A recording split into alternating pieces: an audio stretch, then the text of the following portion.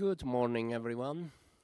It's our meeting with the MAG, and I see at least 2 MAG members in the room, and hopefully more will be joining us.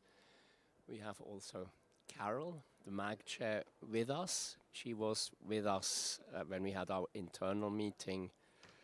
When was that? On Sunday, I think. Yes, and we had a very constructive internal meeting just for the benefit of the MAG members, and we are willing also to improve, to work on our internal accountability, and we will keep the MAG informed. But right now, I think we are awash with the success of the DC main session.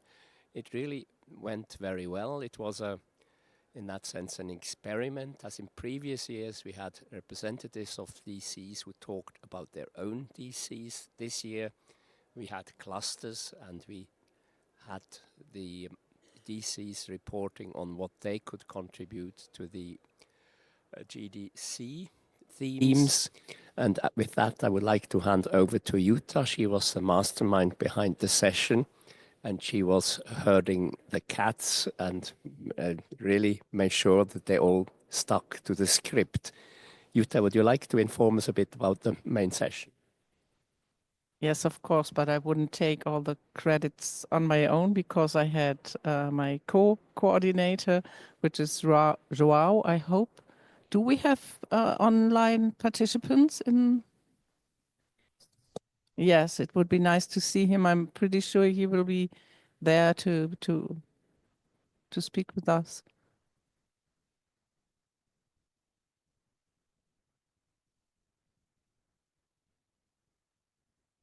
Just a few seconds to see whether it works.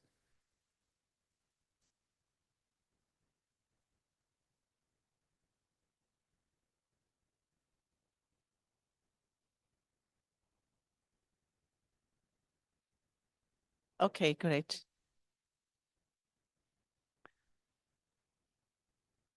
So yes, I'm going to continue. I do think that the main session yesterday featured what was done the weeks before. It was a good showcase and good example of collaboration of dynamic coalitions. And I do think this is like the main theme of dynamic coalitions in this year in the preparations for the Internet Governance Forum. We already did collaborate because we now have 31 dynamic coalitions, and I've been approached by several people here during these days who wanted to set up further dynamic coalitions. So I do think we need to consider how we will manage that when maybe we end up with 40 or 50.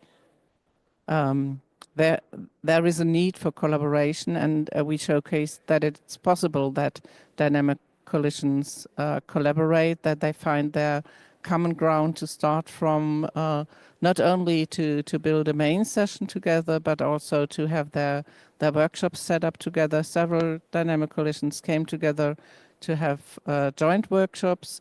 These, from my time on the MAC, I remember the procedures to merge sessions are always a bit tricky, I would say. But for the dynamic coalitions, the merging went smoothly. As far as I was concerned, I saw it went very well.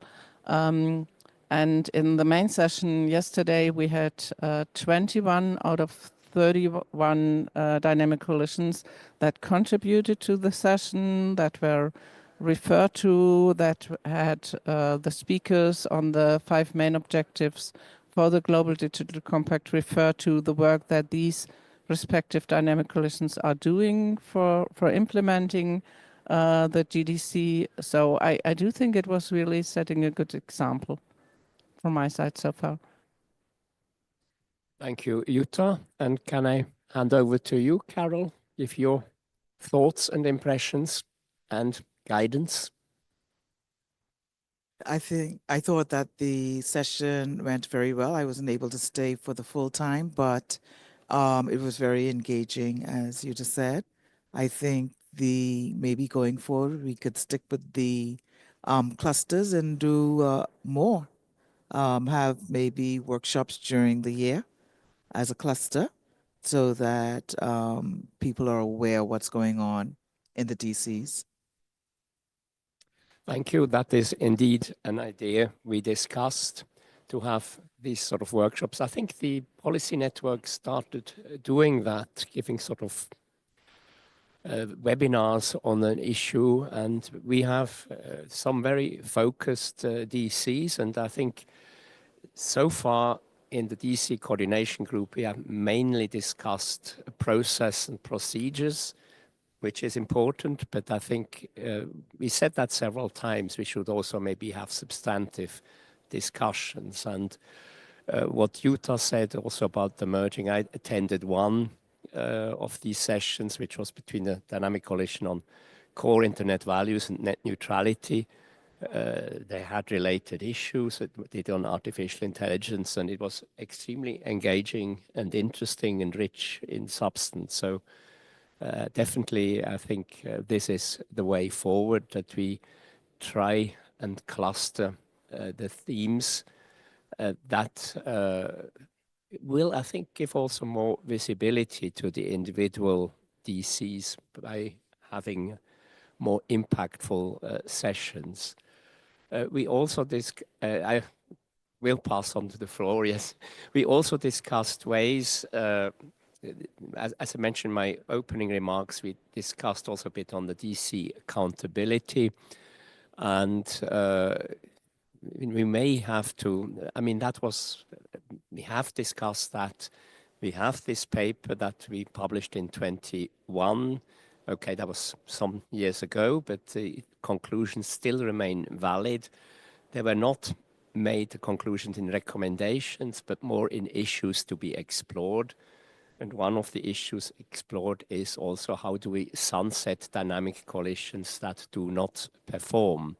That is, of course, a touchy issue, as everybody presumably would like to continue, but we have to be aware that we cannot just carry on dynamic coalitions that are nothing here in the name and don't do any meaningful work. But we have not come up with a procedure. One suggestion was made, which I liked very much, which was by our dynamic coalition on gaming, that we could use maybe gaming procedures to just to see how dynamic coalitions perform.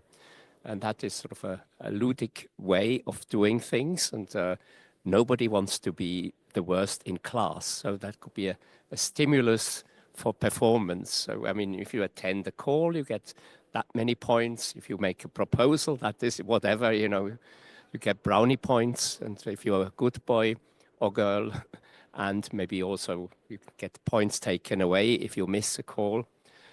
And, you know, there is plenty of scope there to explore, but it's sort of, the idea is more to have a fun way of doing things. So that could be interesting, and that's something we will explore. But I will no longer monopolize the discussion. Mark, you asked for the floor. Roman, can you run around with a microphone, please? Thank you. Yes, good morning, everybody, and thank you, Marcus and Jutta and Carol for opening our important session today. And one reflection on the main session.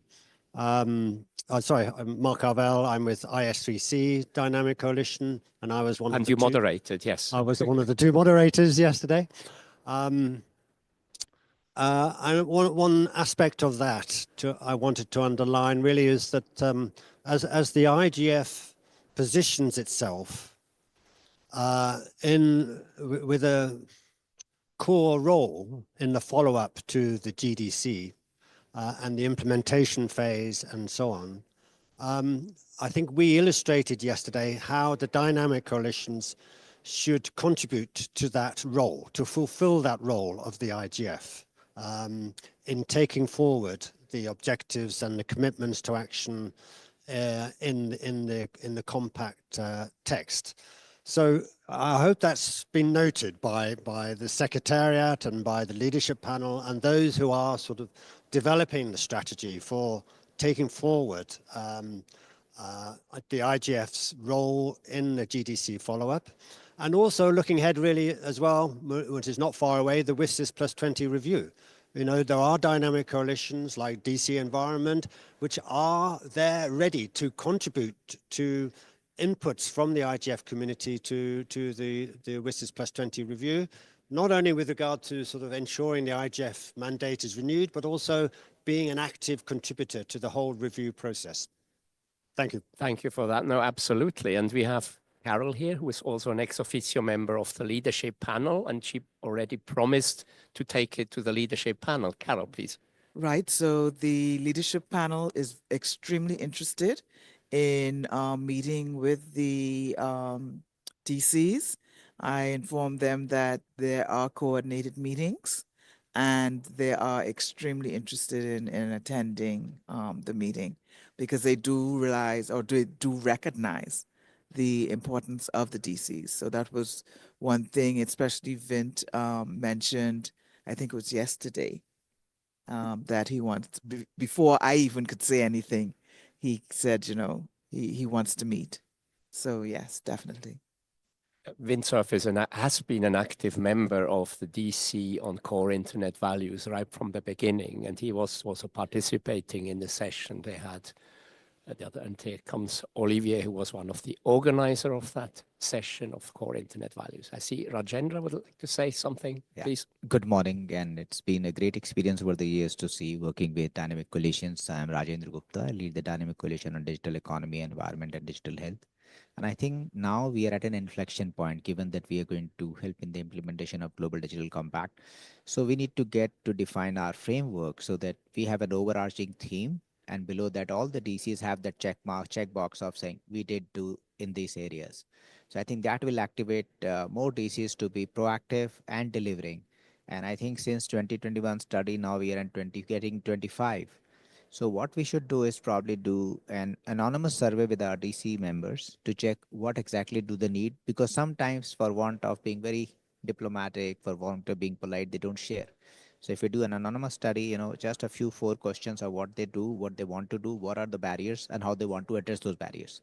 So I think we'll be able to get some real good insights for action. You know, at the end of the day, DCs are a very cohesive force on our ground up movement.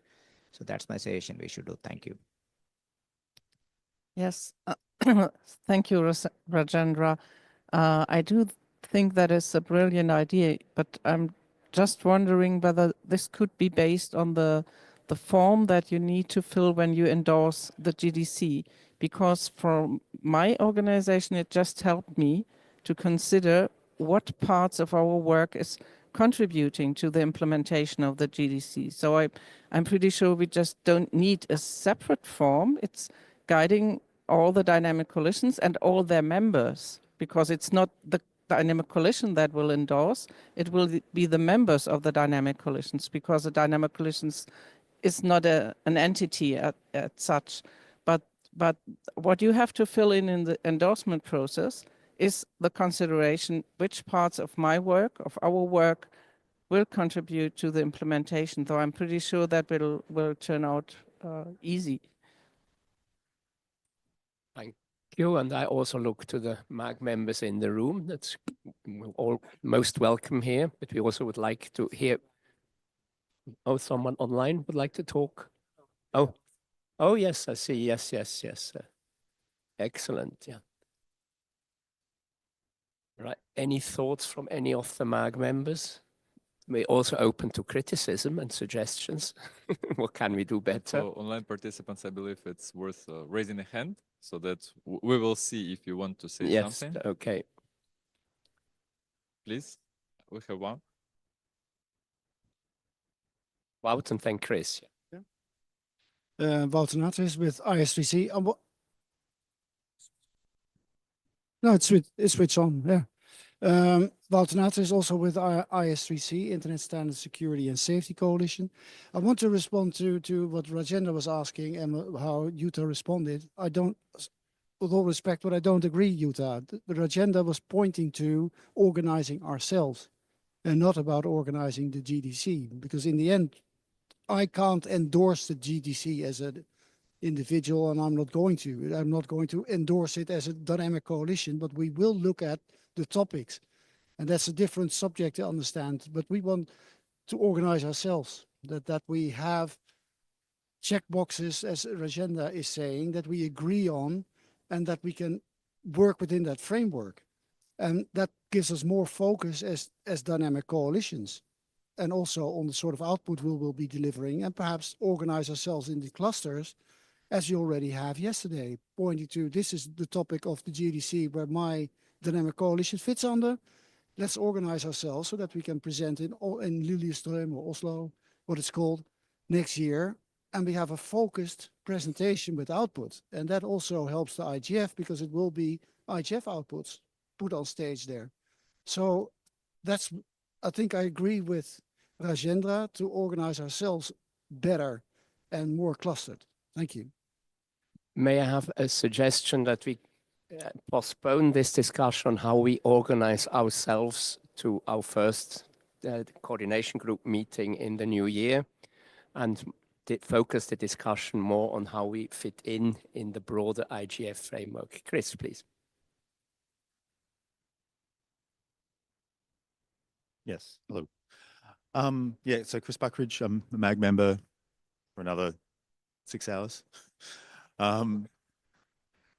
So, yeah, I had the chance to attend the DC main session, and I thought it was very interesting, and I really liked the framing and the sort of larger themes and sort of grouping some DCs and having them report back. I thought that worked really, really nicely.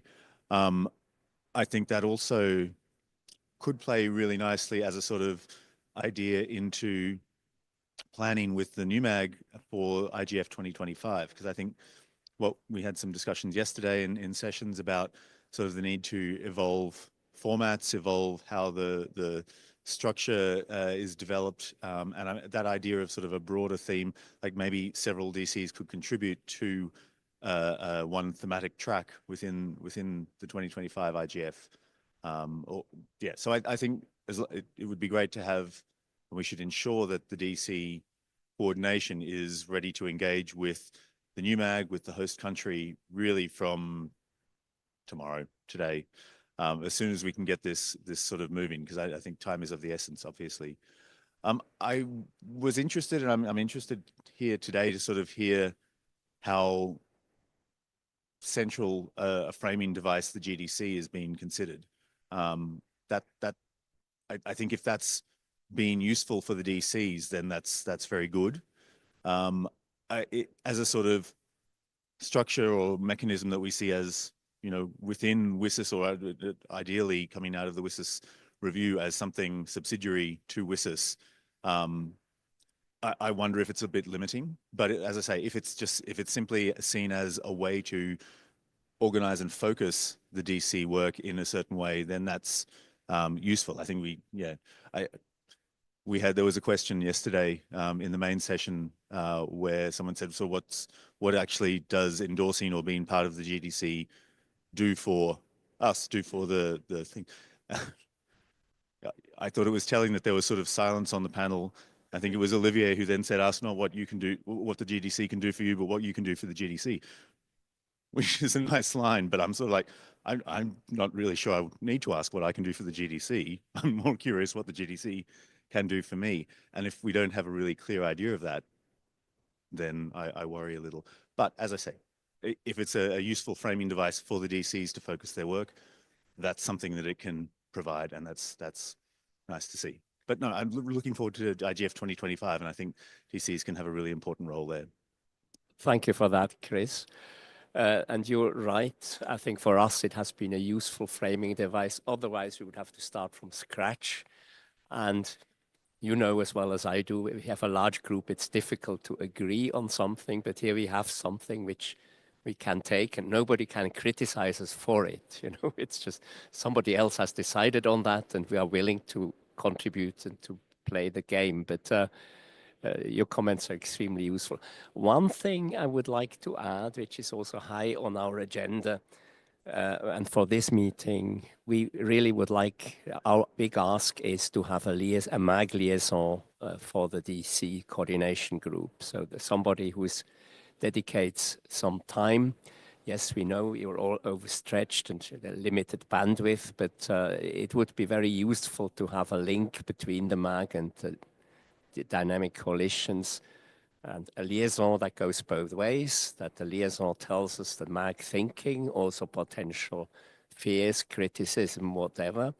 And at the same time, the liaison would inform the MAG of the thinking of the DCs. But if you go forward in the way you have outlined, that I think would even be more relevant to have a liaison from the MAG.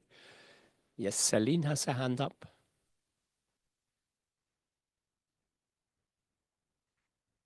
Thank you very much. And thank you very much for really having that meeting, not only for the Dynamic Coalition members joining, but also for the MAG members. Because from a secretariat point of view, I think I've seen that there has been, unfortunately, a little bit of disconnect between the work of the Dynamic Coalitions and MAG members. What I want to say by that is, personally, I believe that Dynamic Coalitions have an extreme, a really high amount of expertise, knowledge. And for example, when we within the IGF Secretariat are organizing some sessions, personally, I'm going back to Dynamic Coalitions to ask for speaker recommendations, depending on the kind of expertise that they have. Poor Olivier has been responding to my countless emails when organizing, for example, the parliamentary track.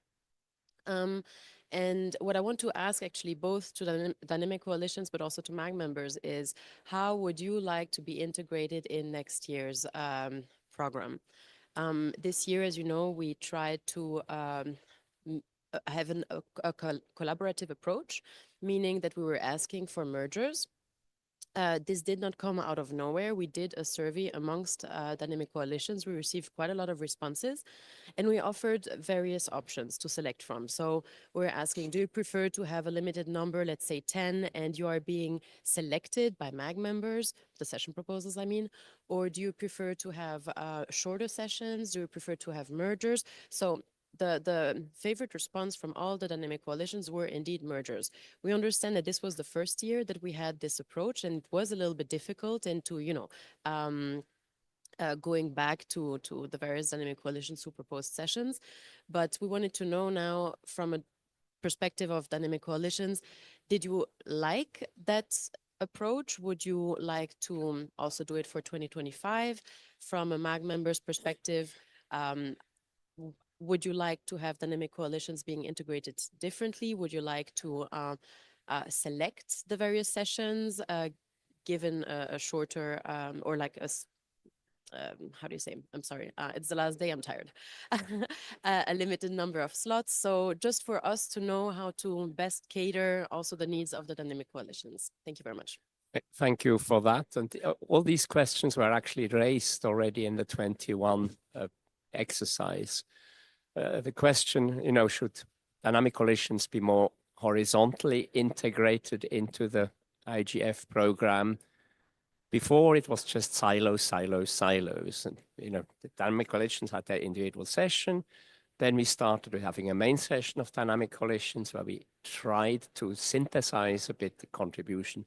This year, it was a more structured approach, and I think we all agreed it worked better this way. But also going forward, I think it would be more impactful in many ways if there was more of a horizontal integration of DCs in the program. But this is obviously something we have to discuss going forward. But I see Jutta would like to comment. Yes, I would like to make a suggestion, and that is based on two things. We will have time constraints when we only have 6 months to go for the next IGF. And secondly, we all have limited resources. And when I consider 31 or 32 Dynamic Coalitions preparing their workshop proposals, their session proposals, which will take time, and then afterwards we will merge, which will take time again. So I think it's pretty much better to merge beforehand and have joint proposals when we go forward, not have the two-step approach, but bringing Dynamic Coalitions together in advance, trying to find their similarities, their parallel work, and then go forward with with joint or not merged, then it would be a joint session proposals from several dynamic coalitions together. It's just a suggestion. It's based on my experience, and I would love to discuss this further with other dynamic coalitions. Thank you. I think I agree with Jutta. If you take the angle of aligning with what the GDC is doing, and you look at your coalition and you and see, okay, out of the GDC, this, and this falls under what I do, and then you look at everybody and say, okay, well, we're gonna group based on GDC. It's just a suggestion, but what I'm saying is that I think that you should find your cluster before, as opposed to doing a separate then merge. Just have your cluster from the beginning and you work as a cluster going forward. Thank you. That makes very much sense. But I see two hands up. Lito first and then Wout. Thank you. I have a topic, but it's different from this one. I just wanted to recall it because in the workshop proposal form, there is a question we ask, is the relation to the IGF intersectional work with the proposal and NEDC or other intersectional work. So I was wondering if DC will look at this data from this year. So it will be helpful or what? So we can ask Luis to deliver that data from the DC, so every DC can look at what proposals, even if they didn't make it, are related to the DC. Is this information relevant, important? Thank you. Thank you. Wout?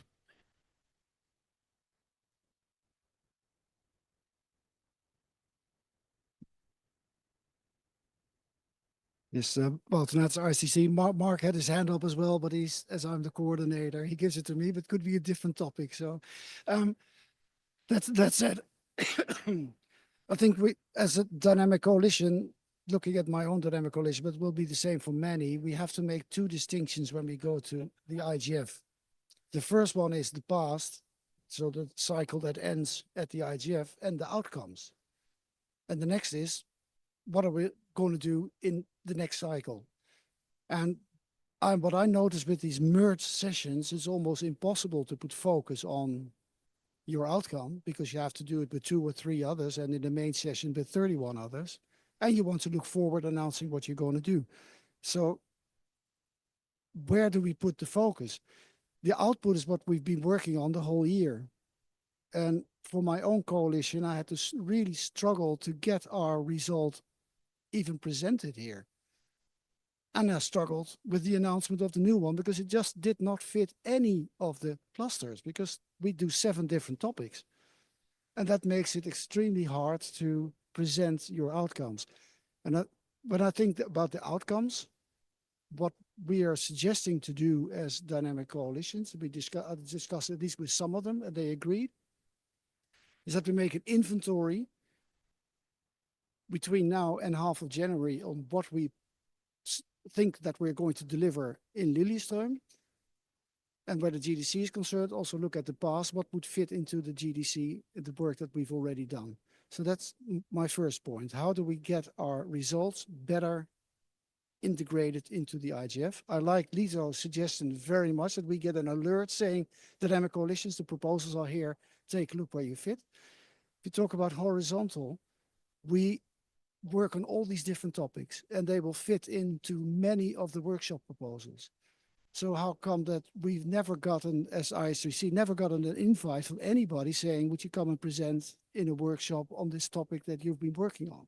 So there's a total disconnect between people who make a proposal and people working in the intersessional. So that is something that I cannot coordinate as an individual, but from the MAG, there could be this overview saying, nudging, you have to look there as well. So I think that that would make sure that we have this integration. And from there, we'll take it because after 2025, we'll have to see what happens. But it's even in this short cycle, if we work together, then we can achieve a lot more than we were able to do this year. And I think that would be extremely positive for everybody concerned. Thank you, Mark.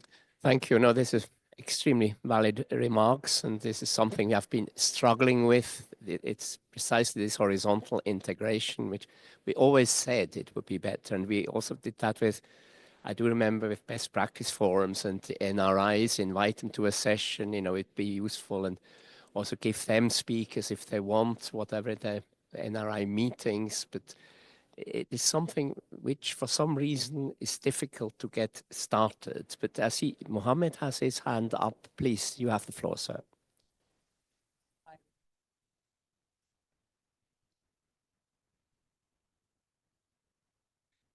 Yes. Thank you very much. Thank you, Marcus, Carol, and Utah. Mohammed Shabir, for the record, from Dynamic Coalition on Accessibility and Disability. And when Wout was speaking, I think he was speaking not just on his own behalf, but for many of us. I appreciate IGF Secretariat and the current host implementing many of the guidelines from Dynamic Coalition on Accessibility and Disability that we updated this year. We were launching these guidelines, and we had to launch these guidelines in an annual meeting, which we had to book in a bilateral room, just because we did not get we had to merge our session with another DC, and it was difficult to do that session. Windsurf, thankfully, he came for some time in the session, and he promised that he will take those guidelines to the leadership panel as well.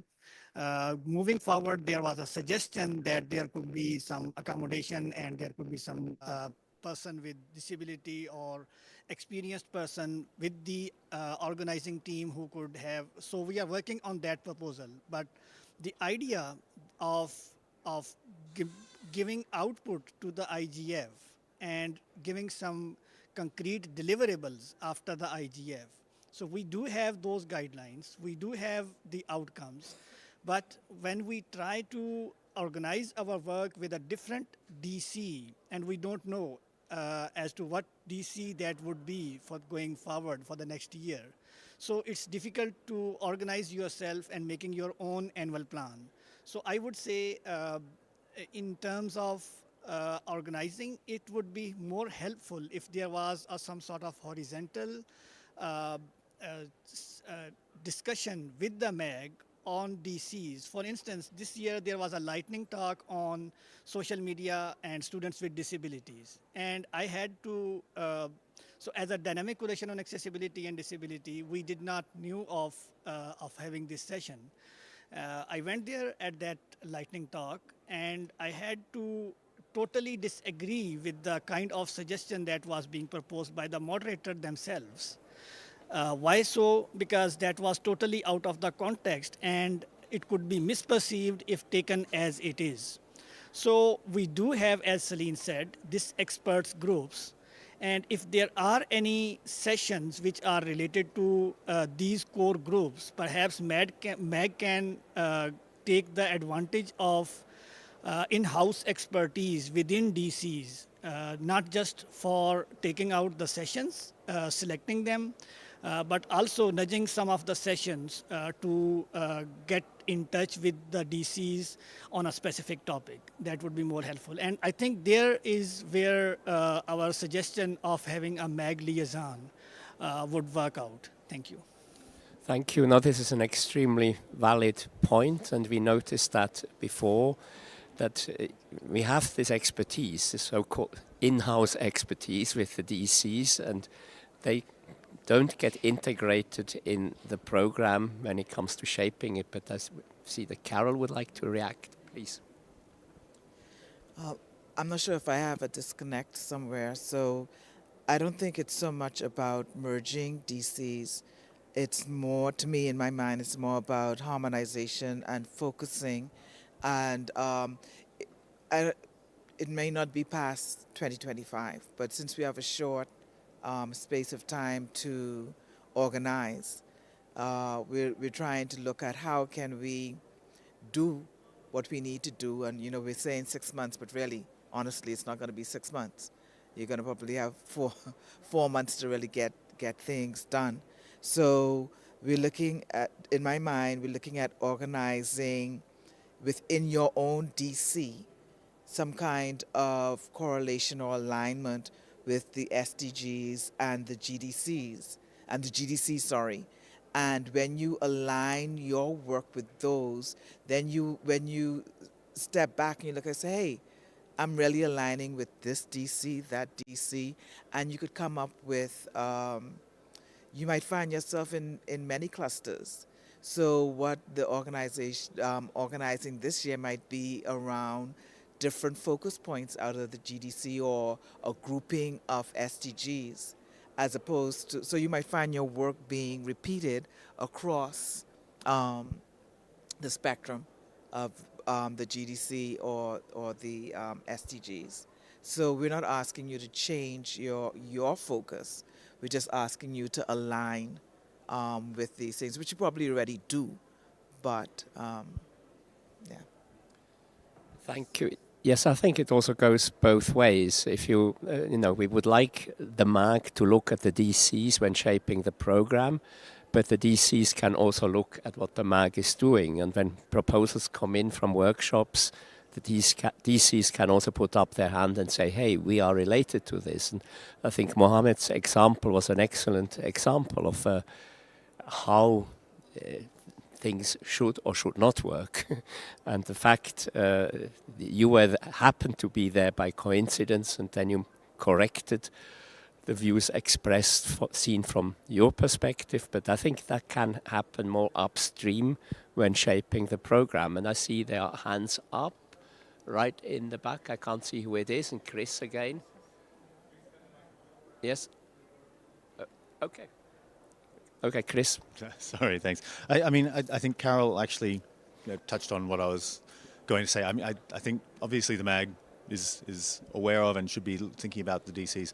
But I do think probably it needs to come from the DC side. And I think Wout, when you're saying there haven't been any invitations for your DC to speak in workshops that are relevant to what you're doing, I think that's something where it would be more coming from the DC to reach out to those workshop organizers and say, hey, there is work already ongoing here. Would you like us to come and speak? And I think if a DC has a depth of bench where they can offer, various speakers of different gender or regions, and that can help out the workshop organizers in meeting those diversity requirements, so much the better. I'm sure that would be very much appreciated. I do think we need to make sure in facilitating that we have the workshop proposals available.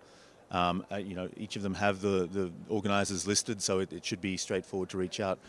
Probably within each DC, I know the sort of overarching DC coordination is working very effectively, but it probably also means within each DC that is interested in that kind of activity to have its own engagement with and sort of following where things are at in that certain phase.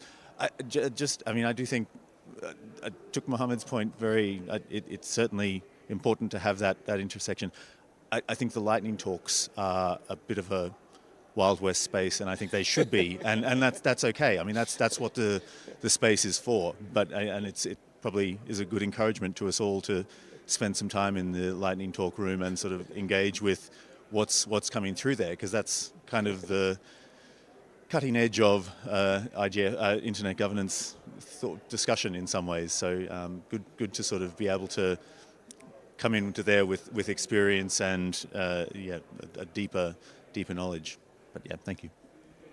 Jordan is sitting next to it, and it's quicker. No, just at the back. His hand is up for quite a while. I'll get back to you.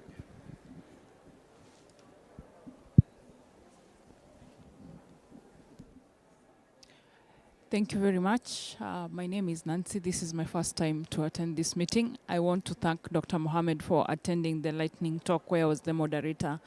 For me, my observation is there is a disconnect between disability mainstreaming and the industry.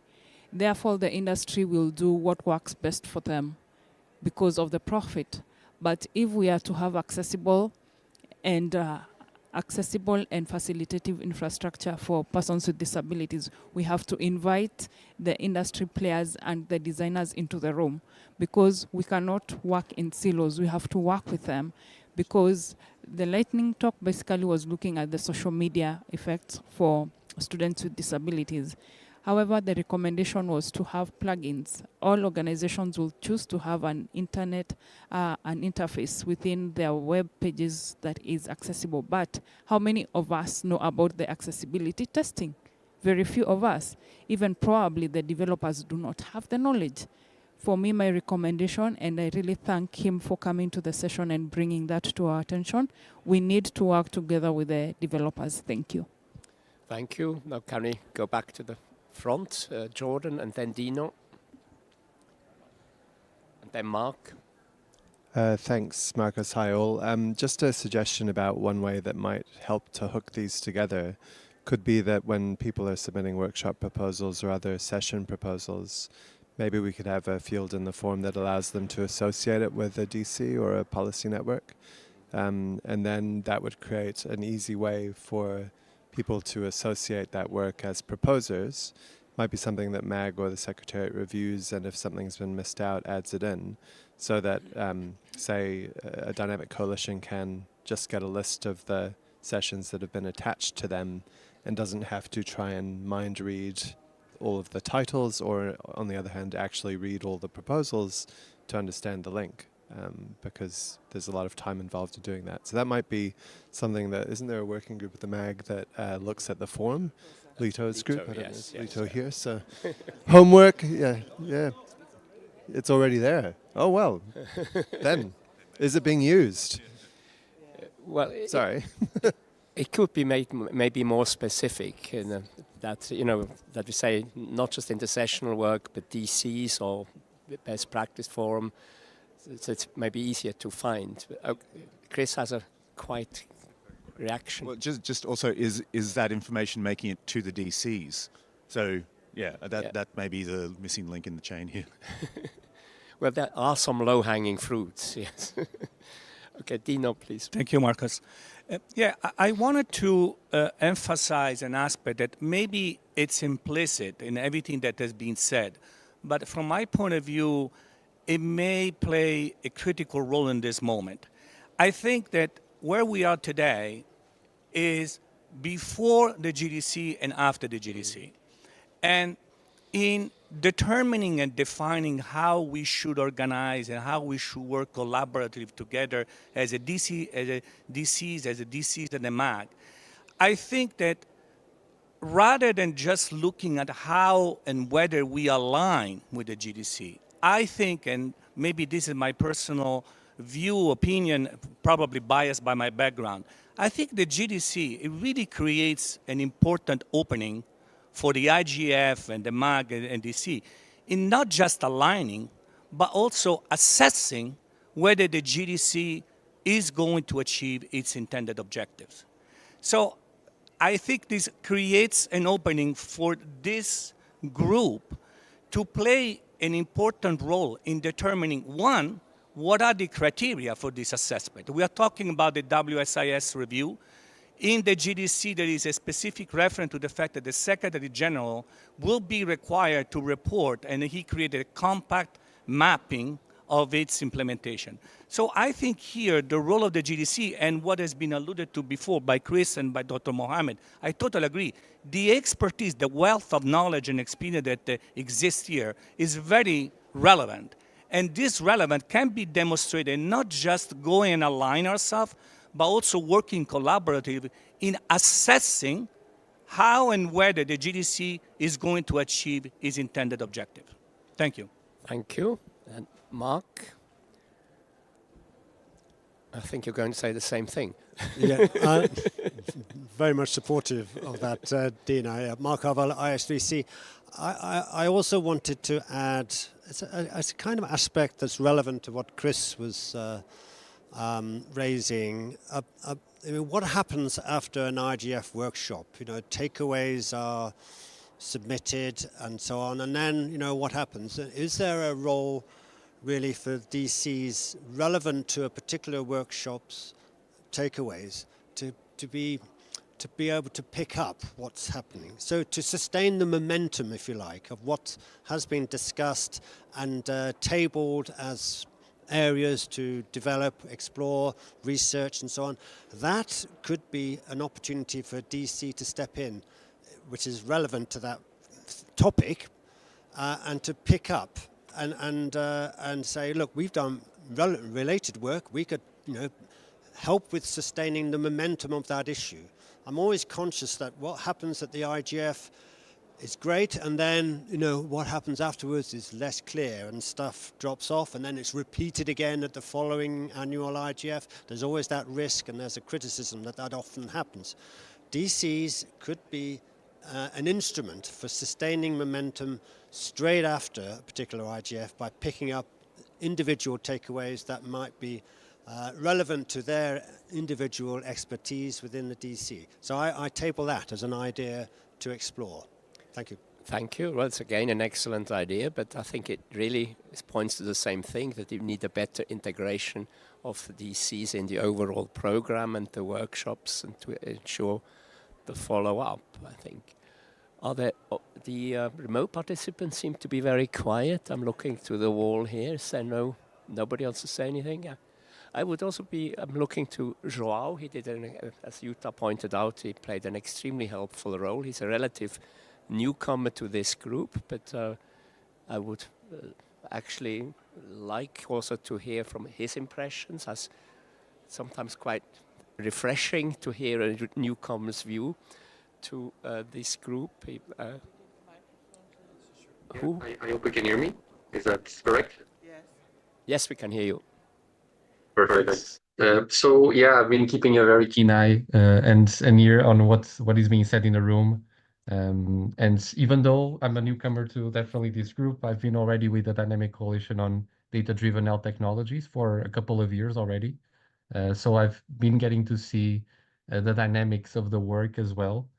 And it's true that I like the perspective that was suggested in the room of having a more proactive role from a MAG in reaching out to DCs instead of being the opposite. I've heard this being suggested. We have some interference with the sound. I don't know whether you should turn off some of your devices to make it clearer. Can the technicians in the room help? Will maybe please go on. turn off my own cells. It is, well, I cannot hear you now, but hopefully there's less interference. Interference? Is there nothing they can do, the technicians? It may be on your side. Has anybody suggestions what you should? They're saying that they can hear him clearly online, so it could be in here. Okay.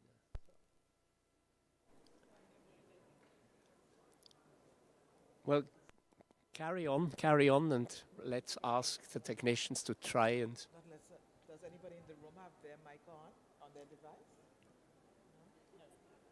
No? That's all right. Let it continue. Carry on, Joao. Yeah, I will then proceed with. Yeah. Okay. Perfect. I was just saying that it seems to me apparent that the proactiveness from MAG is also something that is very welcomed from the DCs. There's work that is being done on several parallel streams, and at the end of the day, it is a collaborative effort, and it is a pool of experts that is readily available for any proposals for workshops, for meetings, and I think that it's also very easy to reach out to, because it's a community that very much understands the purpose of IGF and the purpose of the work that is being done by MAG itself, and also there's not just technical experts within the DC communities. There's also academic representation. There's private representation as well. So many times I realize that for some of the topics, we don't really need to go far in terms of reaching out to the wider community. The community is there and is represented by the DCs. So this is something that was very apparent to me over the past couple of years, and it now is even being more realized, particularly after seeing the sessions that are being developed, which are very high level and bring together people from many different clusters of society, meaning that there are many backgrounds. And so my recommendation would be just that. It's also something that was voiced during the session yesterday. The DC main session, and also I believe that this is general feeling within the DCs. Thank you for these comments, Joao, and thank you once again for working so hard and so well with Utah and putting the main session together. Mohammed has his hand up, please. Thank you, Marcus. I just have a quick question. I was thinking, and there is still very less time left. There are many MAG members here, and the core suggestion from the DC that Marcus illustrated was the having a MAG liaison to the DC. So I am really interested, what do MAG members think about this suggestion? Thank you. Is there any MAG member who would like to react? I see Lito's hand. Please, Lito. Thank you. I think it's a great idea. We should implement it. I kind of remember that last year it was proposed. I don't know why we didn't implement it, but in any case, the thing now is that in a process of renewing or establishing a special MAG, so we have to wait for that. But I think it's a good idea, and I think we should proceed with it. Thank you. Well, we all seem to be in violent agreement that the MAG liaison would be helpful to have. The question is just then finding the victim, somebody who is willing to put in some work and has enough bandwidth. Chris? Just to say, we've had one in the past. I mean, Adam, I think, was, and he termed out, and I think there wasn't anyone who necessarily stepped in. So we've had a gap of a year, maybe 2 years. I think it's a good idea. We should certainly do it. And when we have the new MAG identified, we should identify a MAG liaison, DC liaison. Any other comments? I think we have till 10 o'clock, if I'm not wrong. There is. Okay, please. Thank you very much. Sava here, MAG member. I do agree with the liaison between MAG and DC, actually. And just one point to add also on how MAG and DC could collaborate in the future, perhaps next year. For example, if DC is working on topics such as GDC or WSIS, or on emerging technologies such as AI, perhaps a MAG coordinated joint session could explore how the DC's findings can align with the IGF's team, especially when you say, okay, AI, how it can align with emerging technologies and so on. So, for example, this could include a discussion on integrating these outputs into the IGF's policy recommendations and discussed at the different workshops as well as in the main output of IGF. Thank you. Thank you. Well, I think what I can hear is that there also seems to be a general feeling that more can be done, and it should be done more upstream than just before the session, that we look at the sessions once the program is out, but that we look more upstream when we are shaping the program, and that we make the connection between the DCs and the session organizers. Any other comments, or shall we slowly proceed to wrapping up the session? I see Jutta has, Wout has. Yes, thank you, Marcus. I think that I'm totally going to positive out of this session, because I think we've had a report together, we have an understanding together, and I think that as DCs, and then we're looking internally, but as a sort of recommendation that there's some points coming out of this meeting that we have to solve as soon as possible. So in our first meeting, we have to discuss these points so that we can present them to the MAG at the first MAG meeting.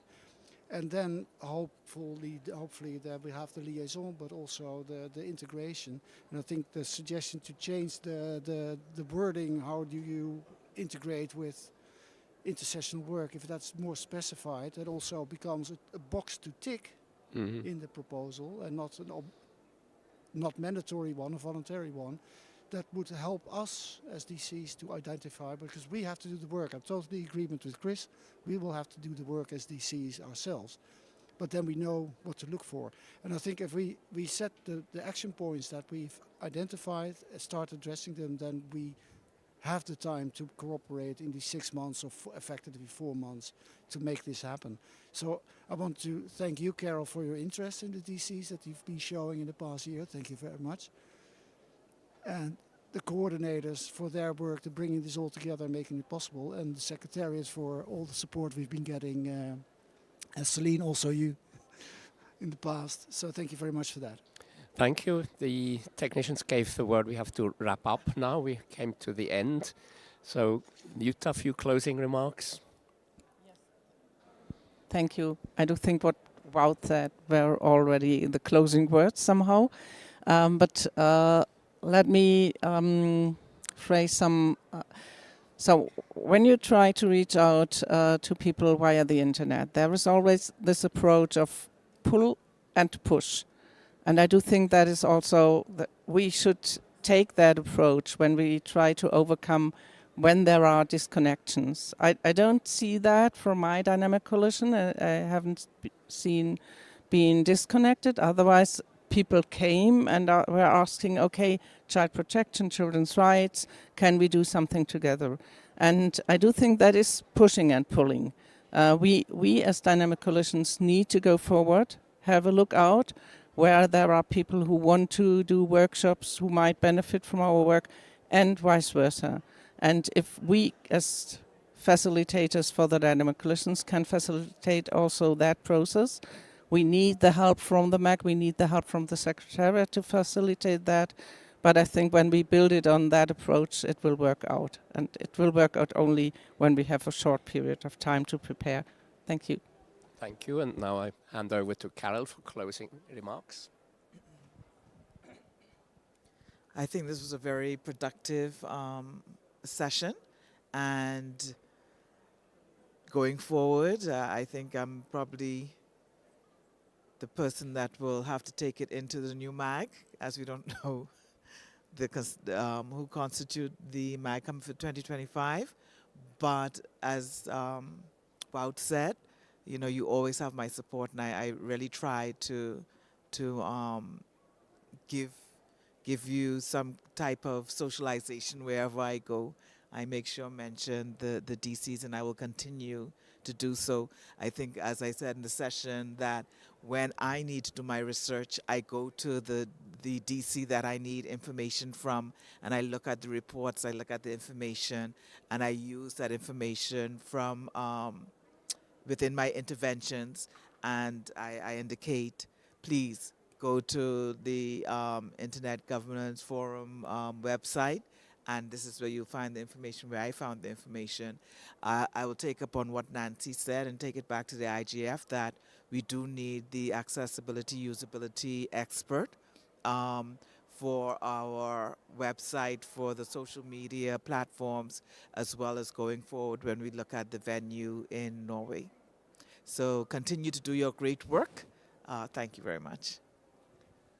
Roman wants to say a few things. Yes, thank you, dear colleagues. I believe it was very productive. The work we've been doing this past several months, I was with you, and now I think, speaking on behalf of the Secretariat, that we do understand what are the next steps. And I believe that right after the January holidays, we can get back to this fast work to be on track with these pressing deadlines.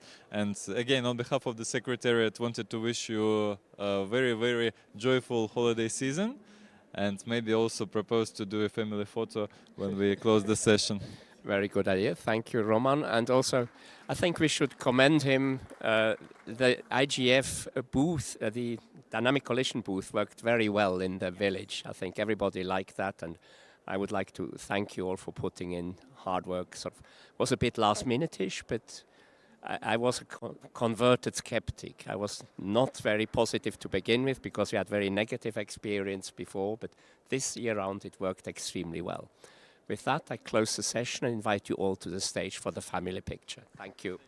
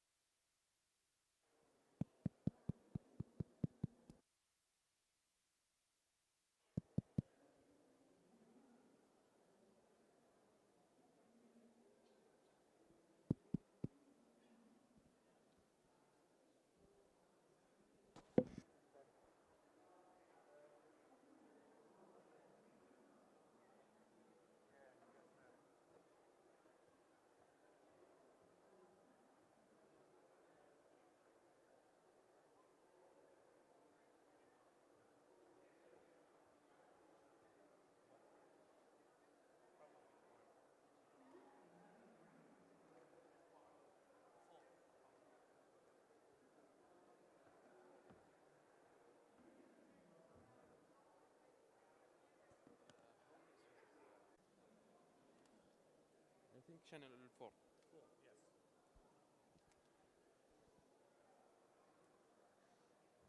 Test. Test, test. Can you hear me?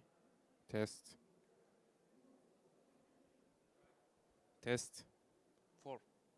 It's not working.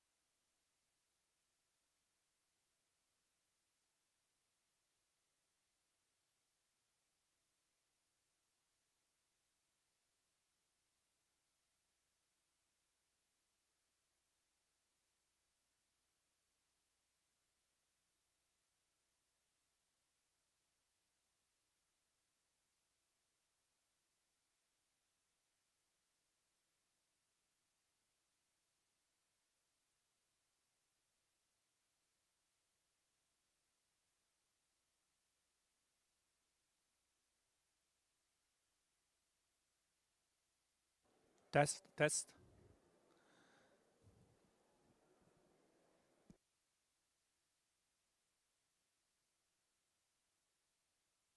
Thank you.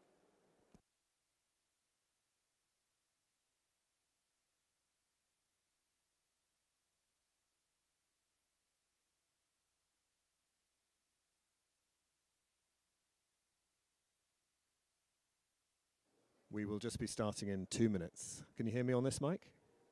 Great.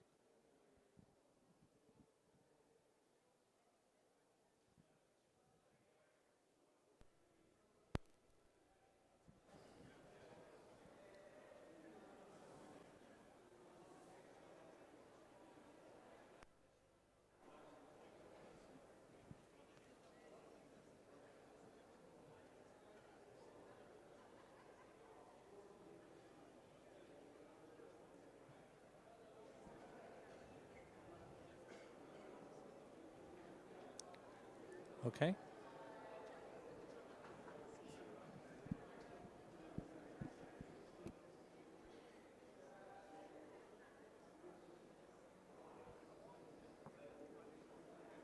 You can start. So, welcome to session 50 on digital innovation in the United Nations system. Good morning, good afternoon, good evening, depending on where you are located. Welcome to our audience here in Riyadh, and welcome to our audience online. My name is Dino Dell'Accio.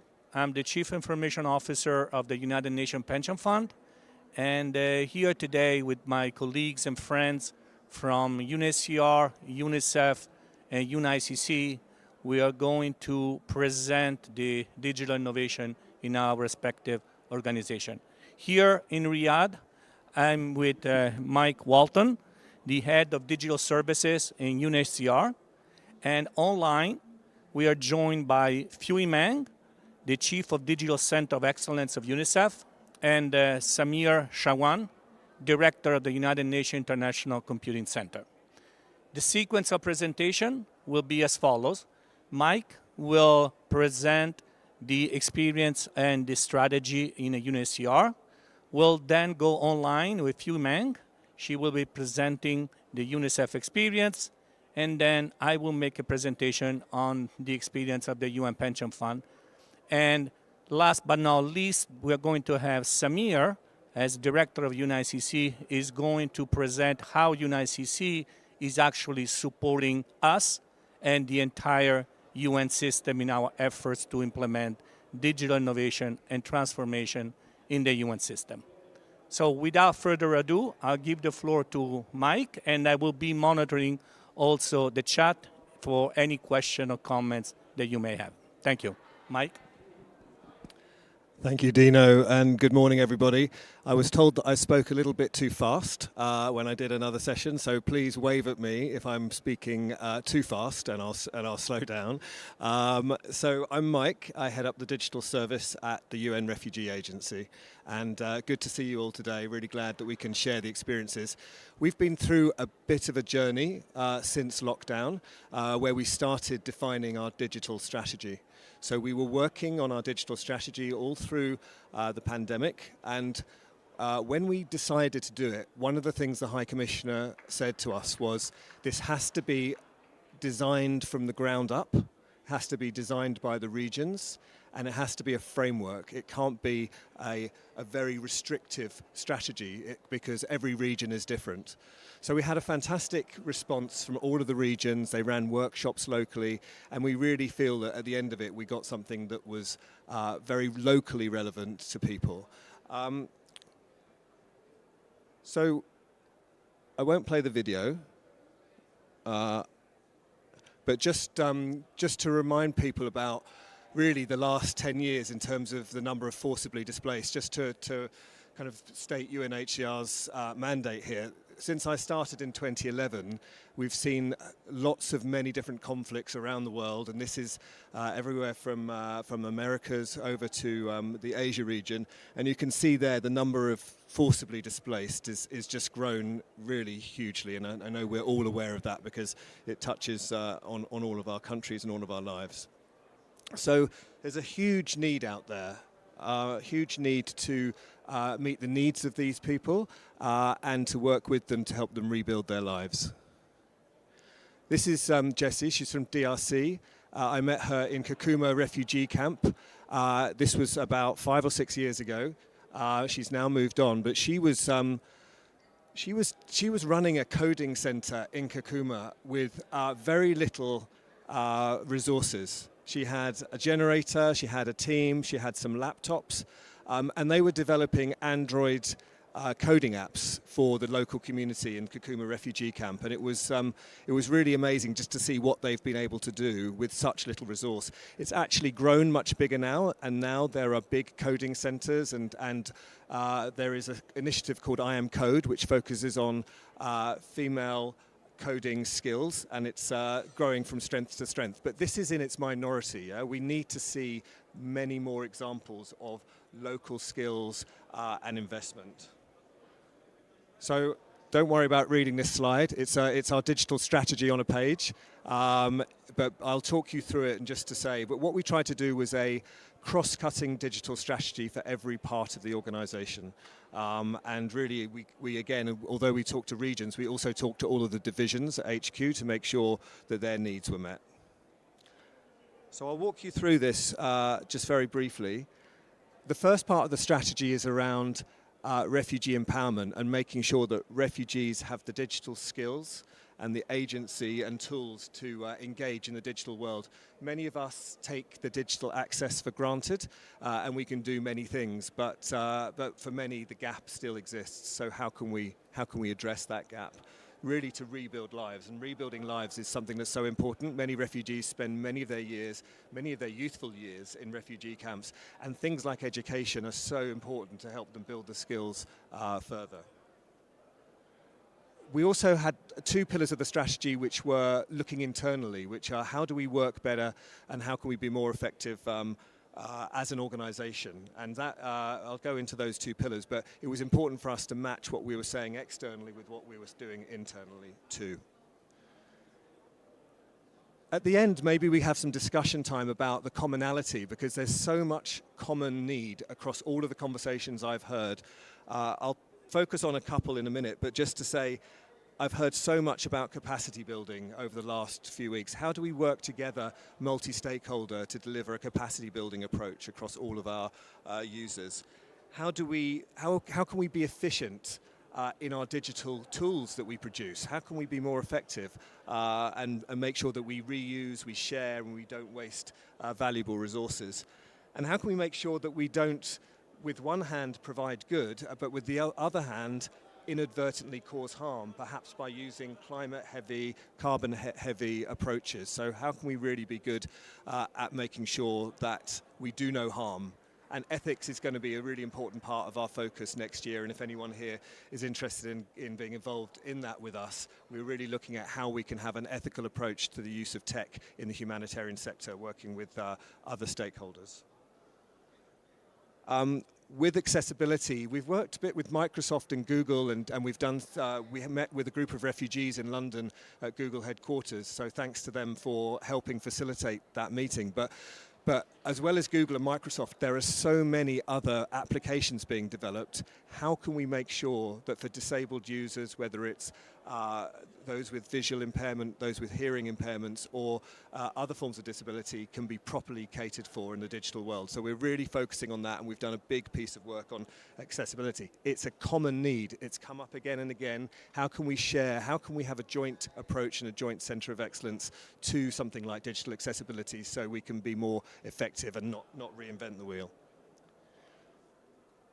My team's mantra is engage, engage, engage. Engage with the communities, make sure that we're delivering something that is relevant to them.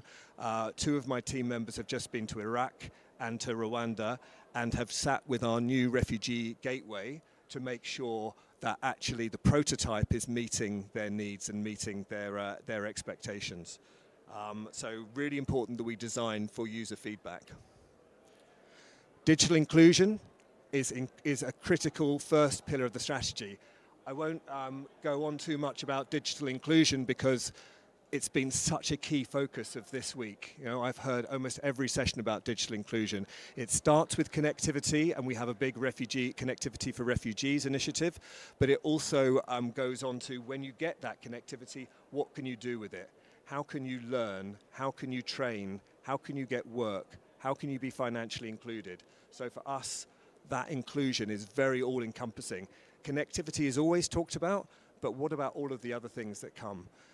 I've heard one conversation actually on age, and I sat with my 94-year-old father-in-law before I came here, trying to get him to use his mobile phone so he could access some of the services and call for safety if something happened to him. He wouldn't have been able to do that without support. So I think when we're talking about inclusion, we're also talking about inclusion of elderly people who may not have the skills, or people who don't have the access, and also make sure that that's completely equal across the gender divide as well.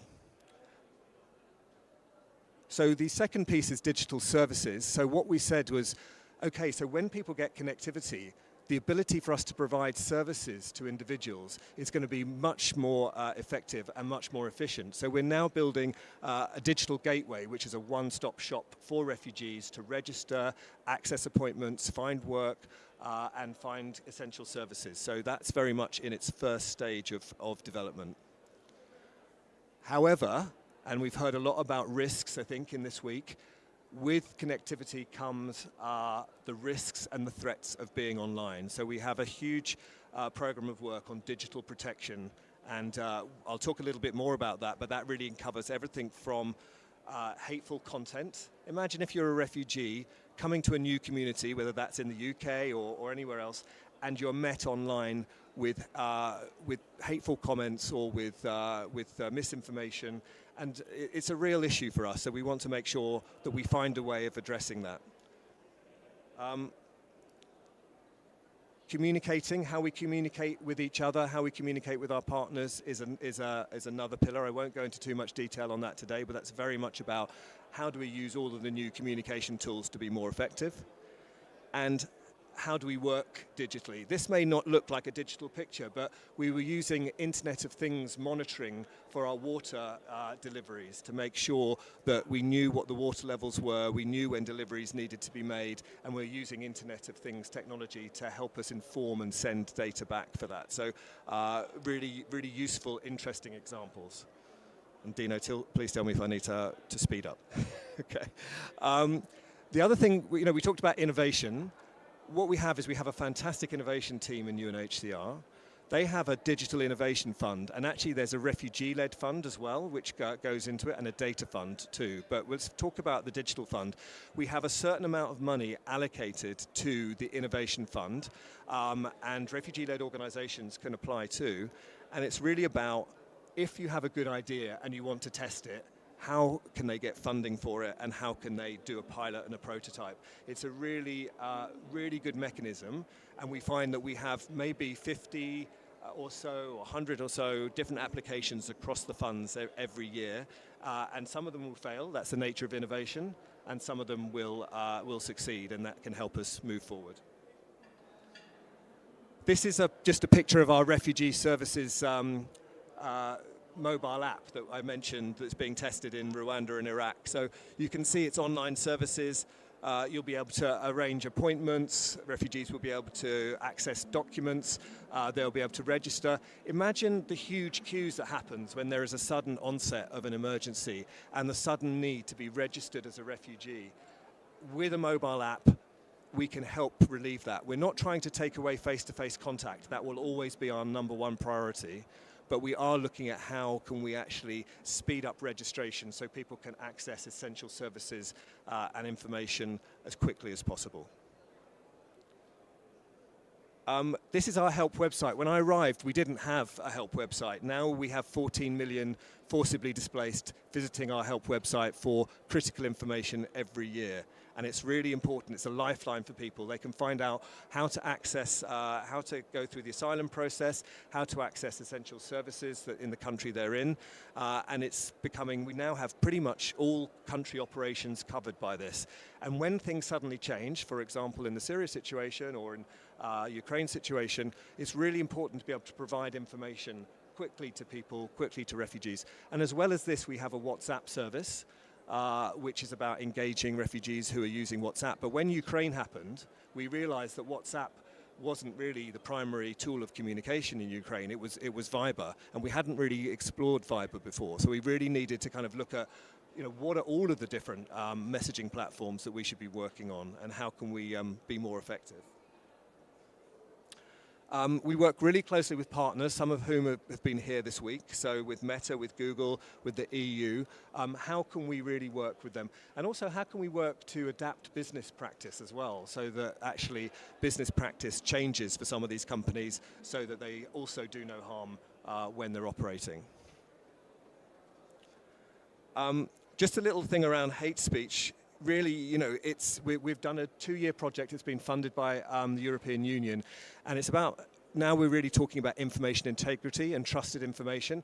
How can we be sure that trusted information is accessible at all times, and how can we make sure that that access to information is not restricted. So we've been working a lot with UNESCO, with ICRC, and with the Norwegian government, with the Swiss government, on really looking at ways that we can make sure that there is a safe and trusted information world out there. I don't think I can play this video, but if it's circulated, is it possible to play that video on the, just first? Inilah 4 kejanggalan organisasi UNHCR. Yang pertama, organisasi ini merupakan bagian AI-generated video. Don't worry about the sound. Okay. An AI-generated video that was playing out in the Rohingya crisis, and you can tell that it was developed by AI because actually AI is quite bad at creating the letters and the acronyms of UNHCR, so it's quite wrong. But it's basically, showing UNHCR bearing arms and holding content, which actually is never the case. We only act in peace. And it's completely, fabricated content. So how do we really work against AI to make sure, work with AI and restrict AI to make sure that we don't get false content out there? This was also, quite a heavier issue for us in terms of impact on our operations and impact on refugee safety in Indonesia. So we had to be really careful at the time too. Okay, so and then with the survey results, we actually looked at we asked a survey of some of the questions that we wanted to ask refugees, and actually, many refugees have faced, hate speech, have seen it on their own channels, and have been, disturbed and affected by that. So how can we really make sure that we're really addressing that hate speech and it really isn't causing harm? And you can see there psychological harm, social harm, financial harm. They all reported this when we went out and we did a survey. Coming to a close now, but just some of the things that we're seeing is borders are increasingly becoming digitized. And if you're a refugee seeking safety, how do we make sure that actually safety is really there and that the technology that can be used for good at borders is also not used in the wrong way at borders? So we're really looking and keeping an eye on border technology. Looking at some of the things that might happen here. We've got biometric travel documents. We've got apps and websites that have been used. But we've also got robo-dogs. It's only been tested. They're not really out there yet, but I'm just saying that we have to be careful about where technology is going in the future and how that's used. And how do we really predict what movements are? And data is really essential. I went to a great presentation on data and movement and how can we really ensure that we can do good predictive analysis there. Again, I won't play this video, but again, if you have the deck afterwards, you can see that.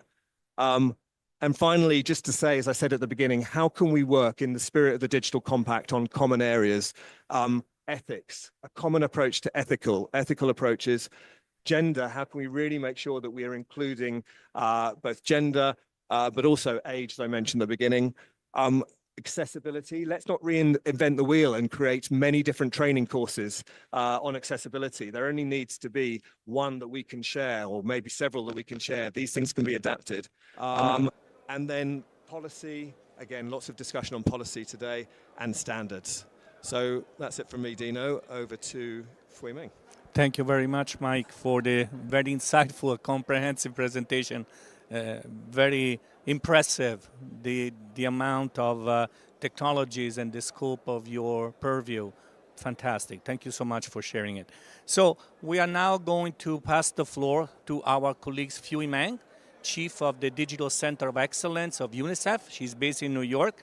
Fui Ming, if you can please turn on the video, as you already did. Thank you so much. And also share your screen for the presentation. Fui Ming is going to make a presentation on digital resilience for impact for children. The floor is yours, Fui Ming. Thank you. Thank you, Dino. First of all, can you hear me loud yes, and clear? We can hear you very well, but if you can please share your screen for the presentation, it's not shown on the main screen. let me do that now. Thank you. Because I have to replace Mike's sharing right now. And please let me know if you can see it. Not yet. Can you switch? What about now? Okay. Can you make it in presentation mode, slideshow? Yeah. Okay, perfect. It's clear now. Yeah, it's clear? Yes, it is. Thank you. Thank you, Dino. Dino, because we are hearing online from the room a bit choppy, the voice, so please feel free to stop me if in the room you don't hear me very clearly. Okay. First of all, I want to thank Mike for for doing such a good presentation about digital transformation and innovation in the impact for refugee. And today or now, I'm going to take us to another turn in terms of how do we see digital innovation and transformation for the impact for children. As an introduction, my name is Fuiming Liu. I am the Chief of Digital Center of Excellence of UNICEF, and I'm based in Nairobi. Good morning, good afternoon, good evening to everyone today. So as some of you might have known, UNICEF is a child rights organization. From our perspective, we look at the holistic view of how UNICEF as a UN agencies can actually propel and deliver impact for children around the world. And today, in these conversations that I'm having with you all, we're going to focus on the digital resilience framework that UNICEF put together to really look at, in the digital age, how do we make sure that the rights for children in terms of accessing data and their digital rights are being protected along the way. So it is go without saying that digital is intertwined in UNICEF's DNA. In UNICEF, we are actually guided every 4 years by our strategic plan. Digital transformation is in our current strategic plan of 4 years from 2022 to 2025. What does that really mean? That really means that the entire organization look at digital as a very important change strategy for us to change our way of delivering services and impact for children. And it's not only that. In the UN organization, most recently in September, we also see that the approval and launch on the Pact of the Future that actually trigger a lot of conversations. Most importantly, the Global Digital Compact actually also bind us with the member states of our ambition on digital. So digital is not only really happening in UNICEF, and it is really happening around the world, and we are living in a digital world. What we are also seeing, most importantly, is that our stakeholders, over 190 governments and territories, countries and territories that UNICEF work very closely with, we're seeing a sea change of them coming out and tell us the fact that they need us to be also stepping up on how to do digital delivery for services and any of the results that we deliver for children. Just a little bit of data. Over the last 2 years, UNICEF around the world, we actually successfully got a sneak peek about what are the digital interventions that we are hearing from our country offices. As I mentioned, we have a global footprint. We have over, country offices in over 160 countries. So, and we're in 7 regions. So what we're seeing is that through our knowledge management platform, we're looking at over 1,600 digital interventions, and this can be digital innovations, digital ideas, and this can also be digital interventions that scale massively in the country with the government. So this is not a small number in all ways and means, and this really strengthened our belief that digital is intertwined in UNICEF. And how do we see digital is important for child rights, being a child rights organization? So the way that we look at it is that is the whole journey of a child. In UNICEF, our mandate is covering from health, education, sanitation, and so forth.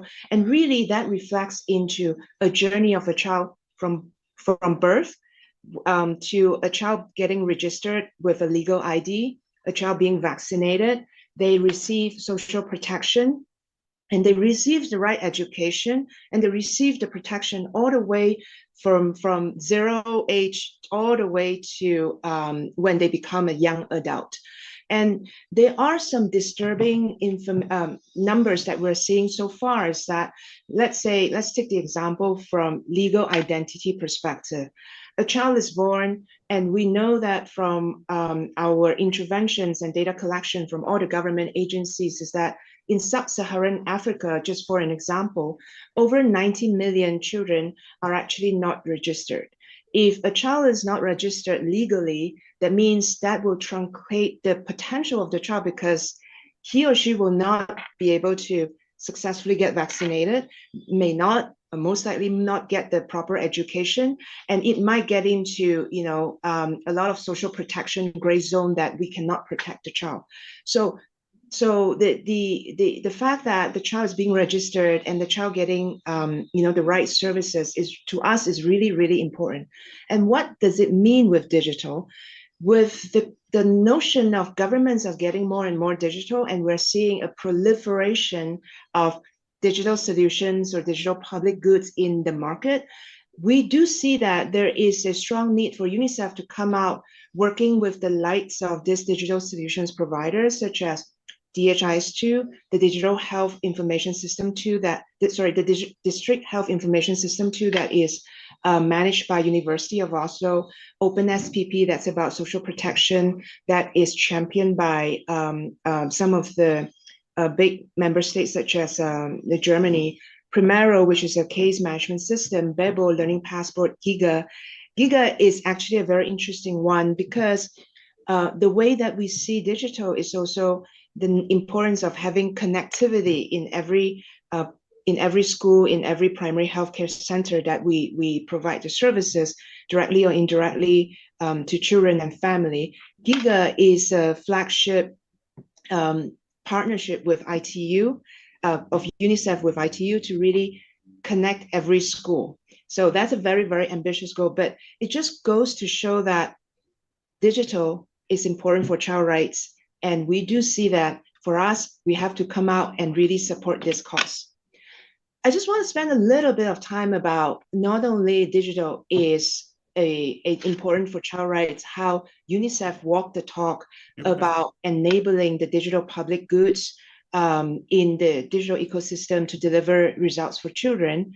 A little bit of background of digital public goods. There is an alliance called Digital Public Goods Alliance, which UNICEF is a co-founder of the alliance that established 3 years ago. And we have been very strong in really working with different key partners from the Norwegian to UNDP and so forth to really realize the key principles of DPG, from making sure that the solutions are accessible, give countries greater control on how they build and enhance the digital public infrastructure, being able to give them the control of being able to customize and offer cheaper and faster implementation so that I'm trying to shift this out. I hope the room can hear me because I wait. Okay, so I continue. So also offer cheaper and faster implementation than the proprietary solutions so that governments do not get into vendor lock-in situations. Last but not least, catalyze the local tech ecosystem. So, locally, there can be a vibrant ecosystem to sustain the work on digital public goods. And on the right-hand side, you'll see some of the UNICEF, how we walk the talk on investing in not only the key principles, but investing in some of this digital public goods, ranging from Rapid Pro, a real-time messaging platform that used by more than 100 countries. And last year, we sent more than 1.2 billion messages yearly to globally. all the way from Primero, Oki, Bebo, and Yoma, they cover different sectoral needs of UNICEF's in delivery impact for children. So switching gear a little bit, we live in a digital world, and by design, we are vulnerable. So from the way that we see it, not only cyber attacks is everywhere, cyber attacks impact UN agencies as much as it impacts private sector or government agencies. So we take it very seriously that it is our accountability and responsibility to make sure that we have a way to ensure children's data and the rights are fully respected. And in that notion, we started the framework of digital resilience, which the core objective of it is to be able to protect the data rights and keep personal data secure and be able to use it ethically. And in this realm, we're talking about data of children as well, which in most of the time, they could be the most vulnerable. Someone else is missing. They could be the most vulnerable group because they are not the adults in the room to make decision. I'm still hearing some sound from I think IGF 7 here. So I just want to make sure everyone can hear me. So how does data resilience work? It actually has three key pillars or three key elements. One is about data protection. Second is about information security. Third is about responsible data for children. In data protection, we care about how to ensure the rights to know why personal data is being collected and to give consent for its use. I know in a lot of the countries, there's the clear data protection laws and so forth. From UNICEF perspective, we want to also keep the standard to make sure that we walk the talk on making sure data protection is clearly and adhered by in UNICEF and with the work that we do on the ground. Information security is to really make sure that we introduce the technical controls on who can access the data and when, and really protect the data that is in our custody. The third pillar about responsible data for children is really about ensuring the adoption of the highest ethical standards. And we're talking about data for children and of children. And this can be, really sensitive data if we're not actually, do this right. So the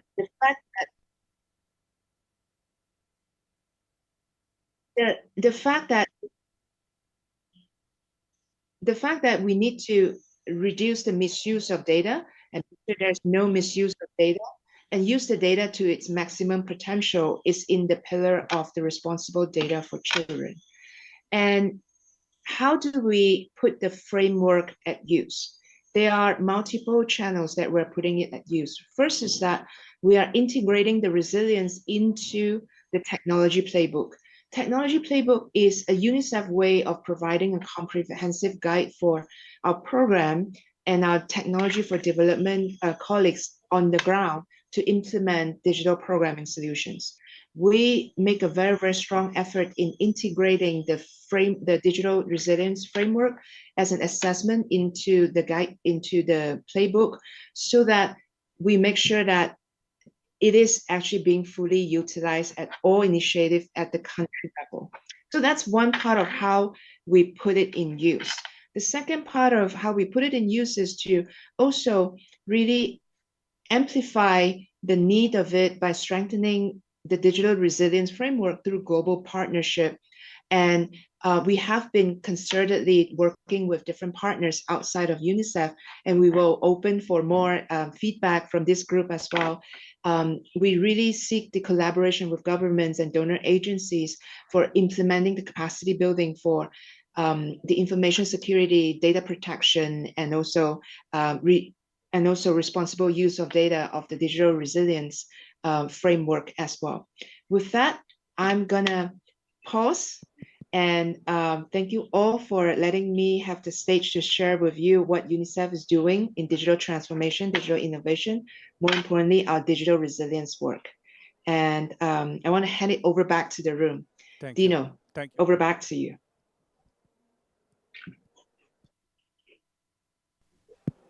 Thank you very much, Fu Meng.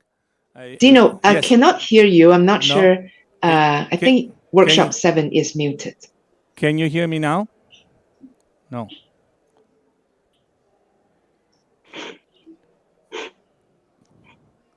Can you hear me now? Yes, I was able to hear you. Okay. Hand it over back to you. Thank you very much, Fumeng. I really like your presentation, and actually, I really like the fact that you gave some concrete example, the digital public goods, because there is a lot of talk about DPI, but it's not always clear for many in the audience how this is translated into concrete applications. So thank you very much for sharing the example of UNICEF. So with that said, we are now switching to my organization, the UN Pension Fund, where I will be walking you through the innovation that we implemented in the digital identity for proof of life or proof of existence. So I'm going to share my screen and make the presentation.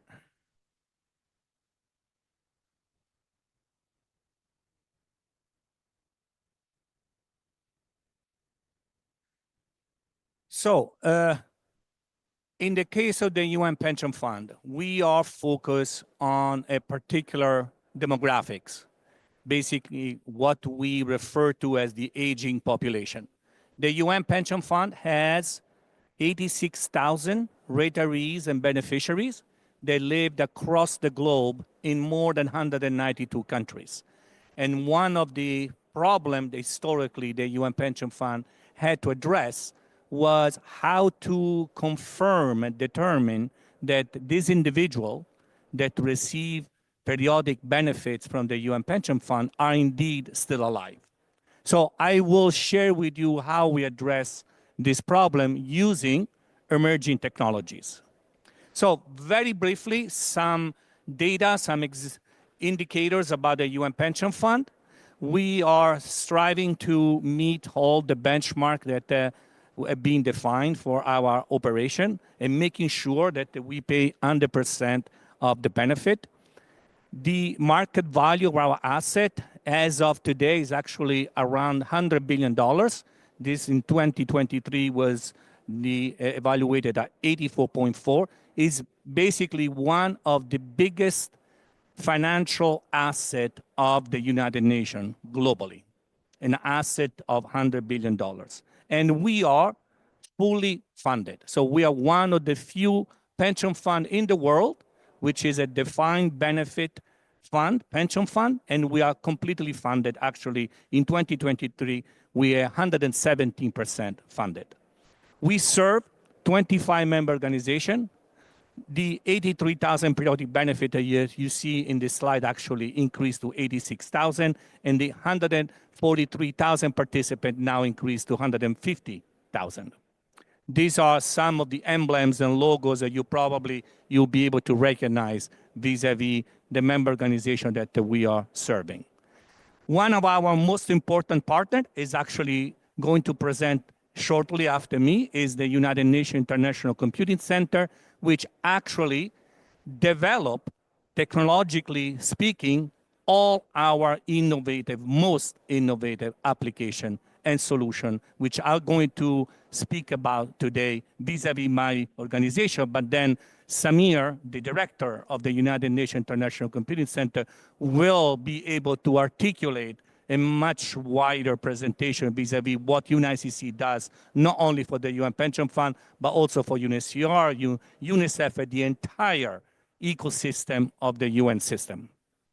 So here is the problem that I was alluding to before. For more than 70 years, the UN Pension Fund had this issue of serving these 86,000 individuals, 193 countries, and determine whether and confirming whether they were alive. And how this was done by mailing through 195 postal services a form, a paper-based form, asking them to sign it and return it back through the same 195 postal services. So as you can appreciate, this process was highly prone to at least delays. And indeed, we had to perform this process twice a year, but in some cases also to loss of paper, which unfortunately, in extreme cases, because of the rules of the regulation of the pension fund, we were forced to suspend payments. And that, of course, as you can appreciate, have very serious and negative impact on the household. So how did we address this problem? We transform, we digitalize, hence digital innovation / transformation, a paper-based and mail-based process into a solution that uses emerging technology with a mobile application, blockchain, but also biometrics, artificial intelligence, and global positioning system.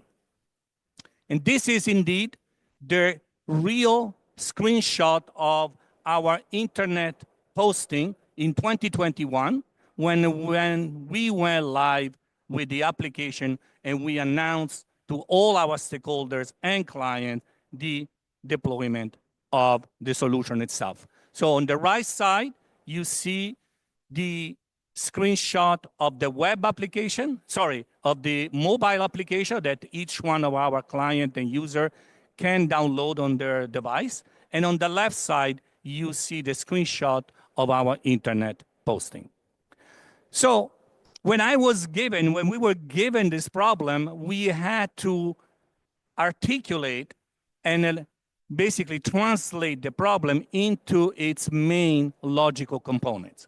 And the way we did this is that we identify the need to provide 4 proofs.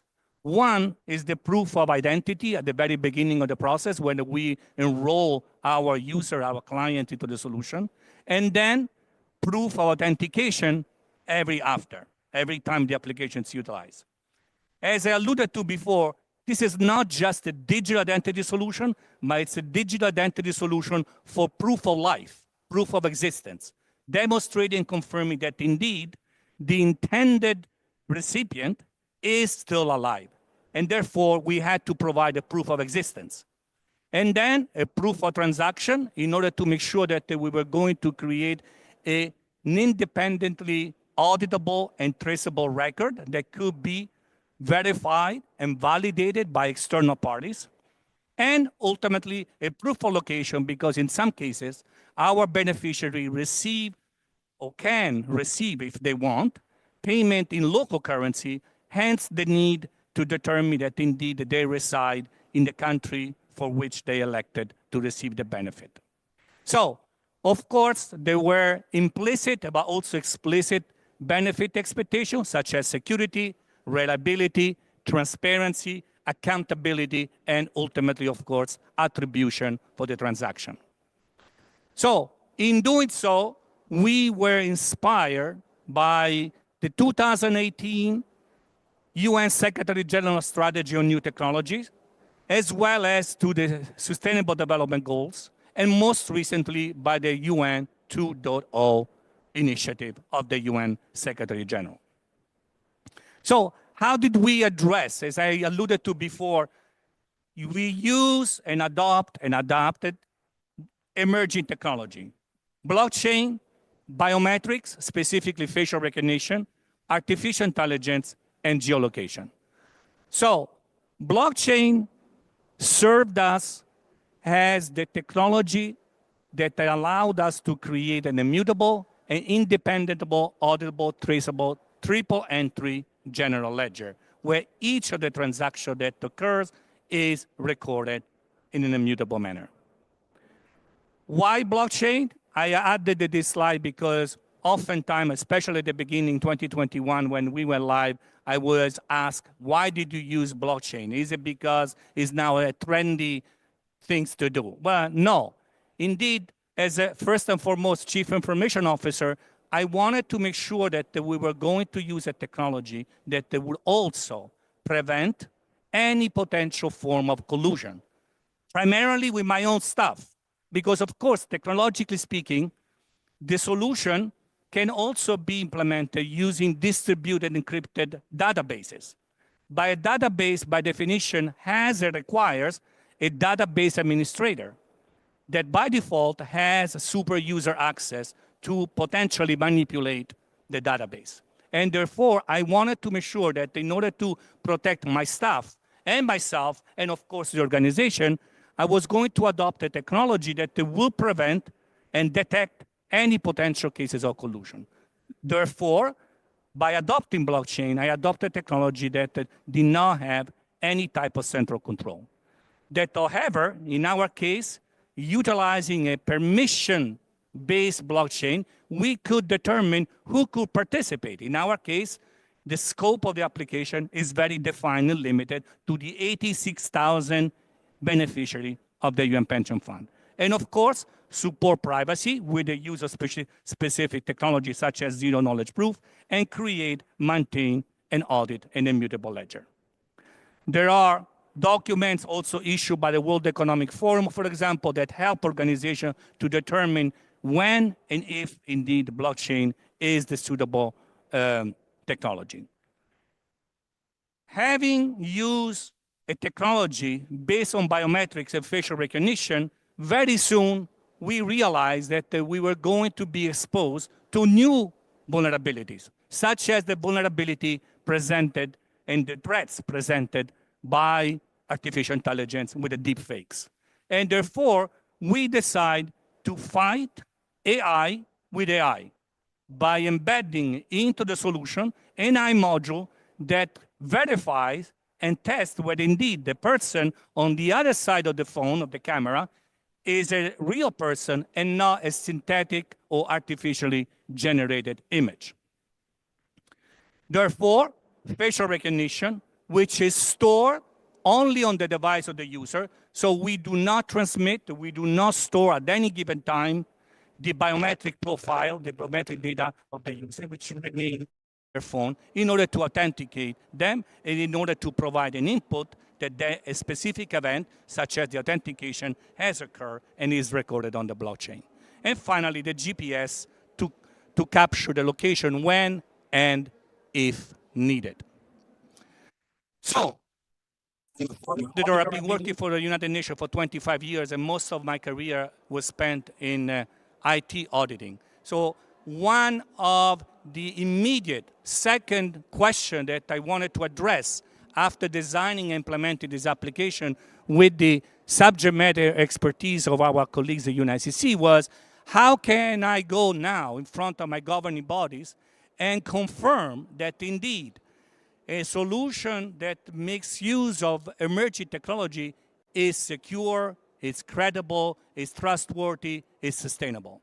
And therefore, I started my quest to try to find criteria, standards, best practices, especially international best practices, to demonstrate that indeed the application was credible and reliable. So one of the first things that I did, in absence of specific standards for blockchain, was to adopt the ISO, for those who are familiar with cybersecurity standard, the ISO 27001, which is a set of best practices, international best practices, on information security management system. And of course, the scope of the certification was focused on the application itself. And we got certified, and since then, since 2021, we are subject to surveillance audit on a yearly basis. The second thing, dealing with biometrics and dealing with potential bias of technology, I also subjected the solution to an algorithmic assessment to confirm and demonstrate that there was no bias in the authentication and identification of the user. I also follow, of course, technical specification issued by my colleagues in the ITU, International Telecommunication Union, as well as additional documents, standard best practices issued by the ISO organization. And finally, I also submitted the application to a specific cybersecurity assessment, as well as a data privacy.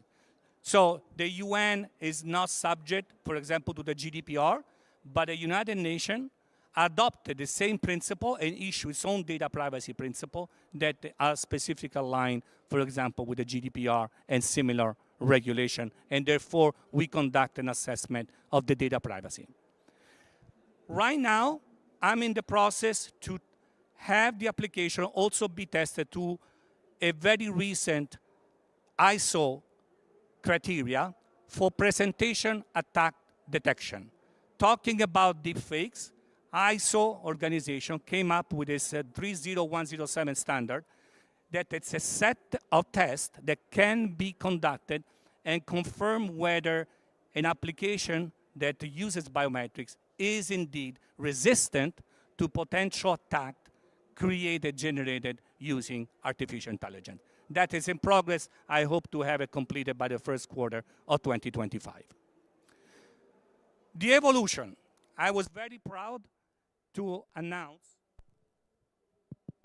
that following the successful implementation of our solution, the UN as a whole, at the highest level by a body called the Chief Executive Board, decided to adopt the same solution to create now a digital identity for all staff members of the United Nations. And indeed, this is the document, which is publicly available, where the CEB, the Chief Executive Board of the United Nations, launched the UN Digital ID project, defined the terms of reference of the project, and appointed, again, UNICC, the United Nations International Computing Center, has the technical support and subject matter expert for the implementation of this solution, not only with the UN Pension Fund, as in my case, but now with the entire UN system. And these are some screenshots of the application itself that our colleagues, and myself included, will be able now to download on our phone and use specific services related to us as staff members.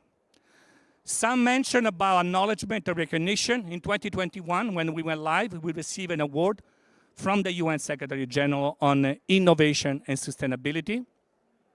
Shortly after, the Governance Blockchain Association, which is present here in Riyadh under the banner of the IGF Dynamic Coalition on Blockchain Assurance and Standardization, gave us an award on social impact. We also became a case study by Gartner.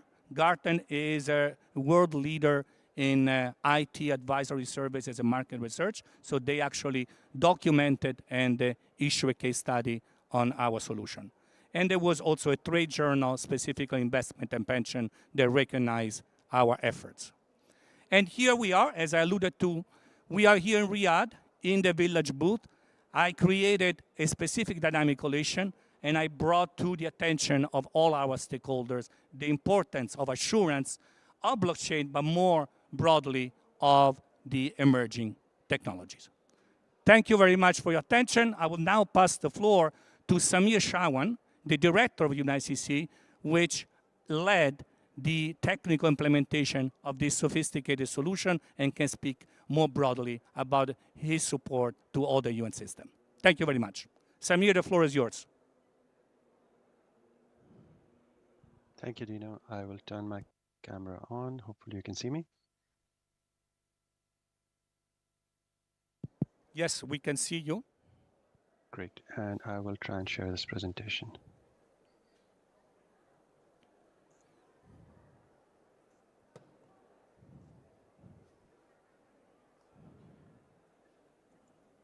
Please let me know if you can see it. Yes, if you can put it in slideshow mode. Perfect. Thank you. Great. So thank you, and an honor to come after all the other colleagues from HCR, UNICEF, and yourself, Dino. And thank you for having me join this IGF forum. As you mentioned earlier in your presentation, we are designed to support all of you, our partners, in your digital transformation journey. So I'll walk us through a few slides to tell you about what we do, and there are some really good connections to what you shared, Dino, earlier. So I think it'll be useful to present that from our point of view of what we did.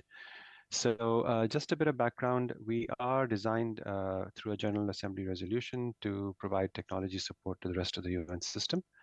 And at this point, we are the largest technology partner, strategic partner for anything digital as well as cyber for the UN system. We have over 100 clients and partner organizations. So essentially the entire UN system works with us in some way, shape or form for cyber and digital efforts that they have underway. And we have been around for 54 years now. I think it was 54 years as of yesterday. So we celebrated our 54th birthday. And a whole diversity of different digital services and solutions, and we operate out of 5 locations currently.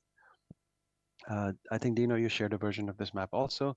So we support everybody across the UN in their digital journeys. And the work we do, we try to look at it from a perspective of which SDGs do we support.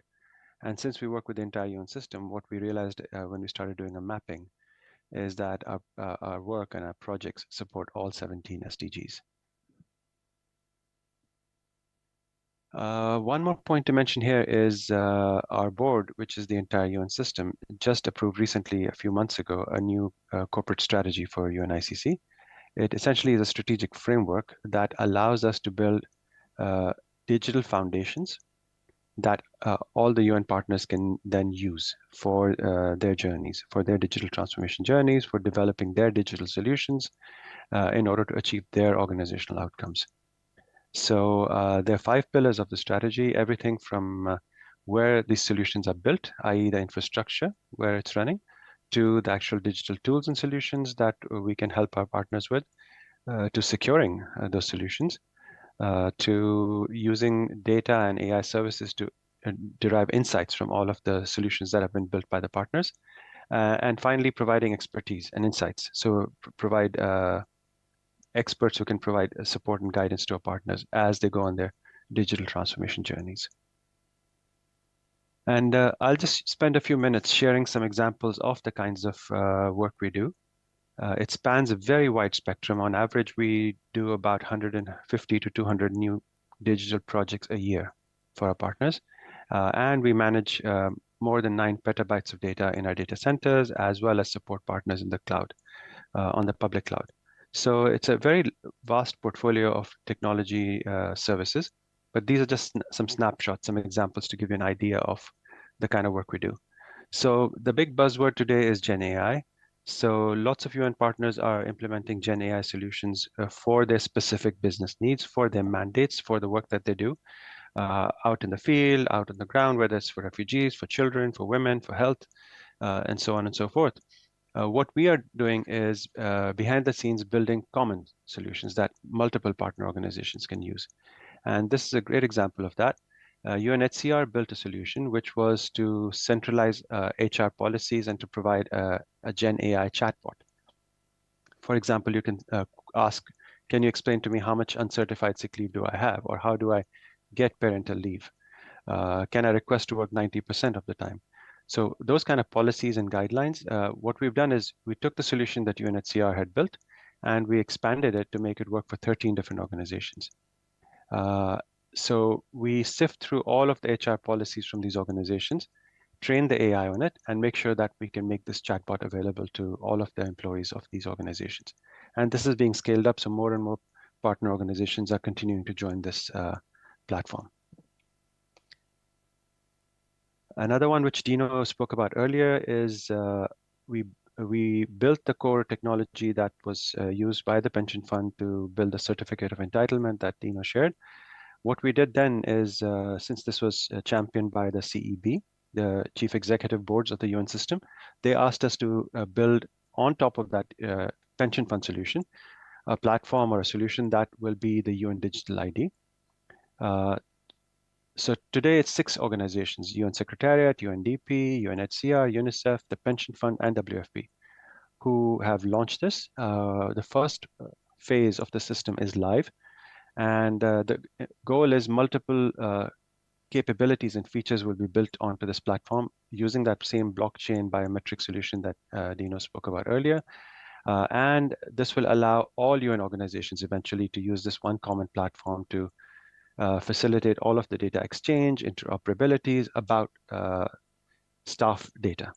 And the data will be controlled by the staff members themselves. They will get to choose which information they share with which stakeholder when.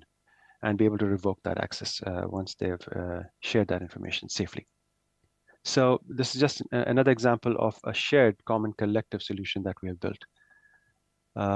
And when it comes to digital innovation, the solutions could be big or small, could be very, very complex, or could be fairly simple. But as we work with each one of our partners, our goal is to make sure that it is serving their needs and it is actually impactful. So this is a great example of what we built for PAHO, which is the Pan American Health Organization. It's the WHO regional office in the Americas. They asked us to build RPA solutions, which they call Max and Mia, to start to handle all of their manual processes which handle procurement. So Max and Mia are now live. They are bots that are running at PAHO that automate all of the purchase orders for health supplies. So during COVID, it was a huge blessing for them because they were handling massive volumes of vaccine and supplies that were being shipped all over the Americas. And then Max uses AI and machine learning. So it's a much more advanced bot, if you will, than Mia to automatically create advanced shipping notifications. So there's much more complexity there. It's typically something the human would do. But with the constant training, it is able to then generate this shipping notification. It saves thousands of hours of human time every week. Another example I'd like to share is work we've done with UNDP through a partnership UNDP has with the EU to monitor elections assistance. And they created a joint task force, the EU and the UNDP, and asked us to build an early warning and early response system, which has now been called the iReports platform. So what this iReport platform does is gathers real-time information on the ground and provides all the relevant national authorities and independent monitoring authorities risk reports, flags any incidents around electoral violence or gender violence, and it allows for coordinated nationwide responses to these elections. And this platform, again, the value UNICC brings is it's being built and enhanced election after election. So there's more and more functionality and more capability that is being built to make sure that this platform is meaningful and can ensure that elections are handled seamlessly without any violence, without any interruptions. We have a large cybersecurity practice, and what we do here, what I'm demonstrating here is, again, that collective collaboration across the UN system, where we have brought the entire UN system together to make sure we look at and analyze all the threat intelligence so that we can all make collective decisions of how best to defend ourselves from cyber risks or cyber attacks. So what we do is we gather information from all of our partner agencies, the entire UN system, as well as we enrich it with additional information from commercial security firms, service providers, different member state government agencies, law enforcement, and other trusted sources. And those insights are then refined, and up-to-date timely information is presented to the entire UN community to say, how do you identify potential anomalies which could be risks or attacks? How do you respond to those? What kind of mitigating actions do you take? So that's an example of, again, a shared collective responsibility in action. And this might be the last example I think I have, but what I wanted to highlight here is we also take solutions that have been built by other partners. So in this instance, this was a solution that was jointly built by UNICEF, UNHCR, and the World Food Programme. And they asked us to take this on board.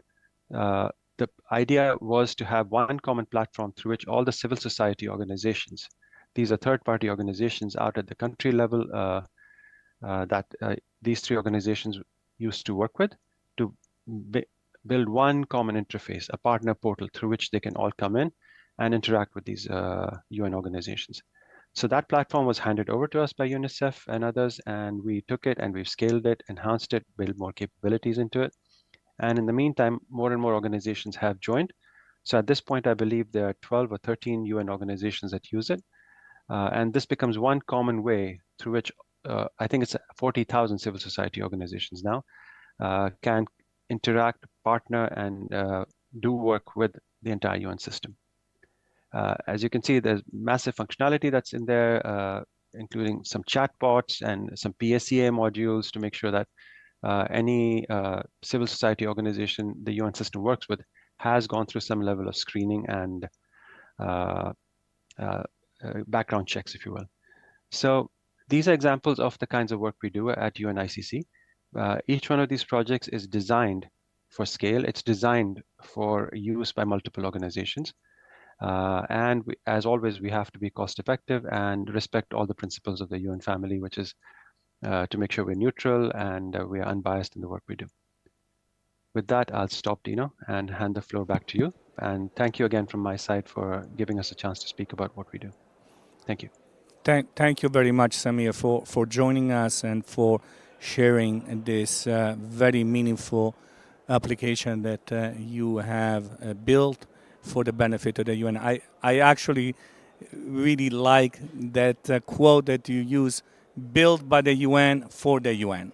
So I think that is very indicative of the spirit that we all follow collaboratively in sharing our problem and finding common solutions. So thank you very much. I think it was very, very insightful, very meaningful. So with that said, I think we are perfectly on time with our schedule. We now have approximately 10-15 minutes for any question or answer that you may have.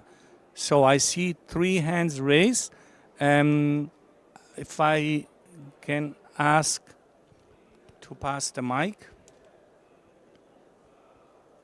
So first hand is over here, please.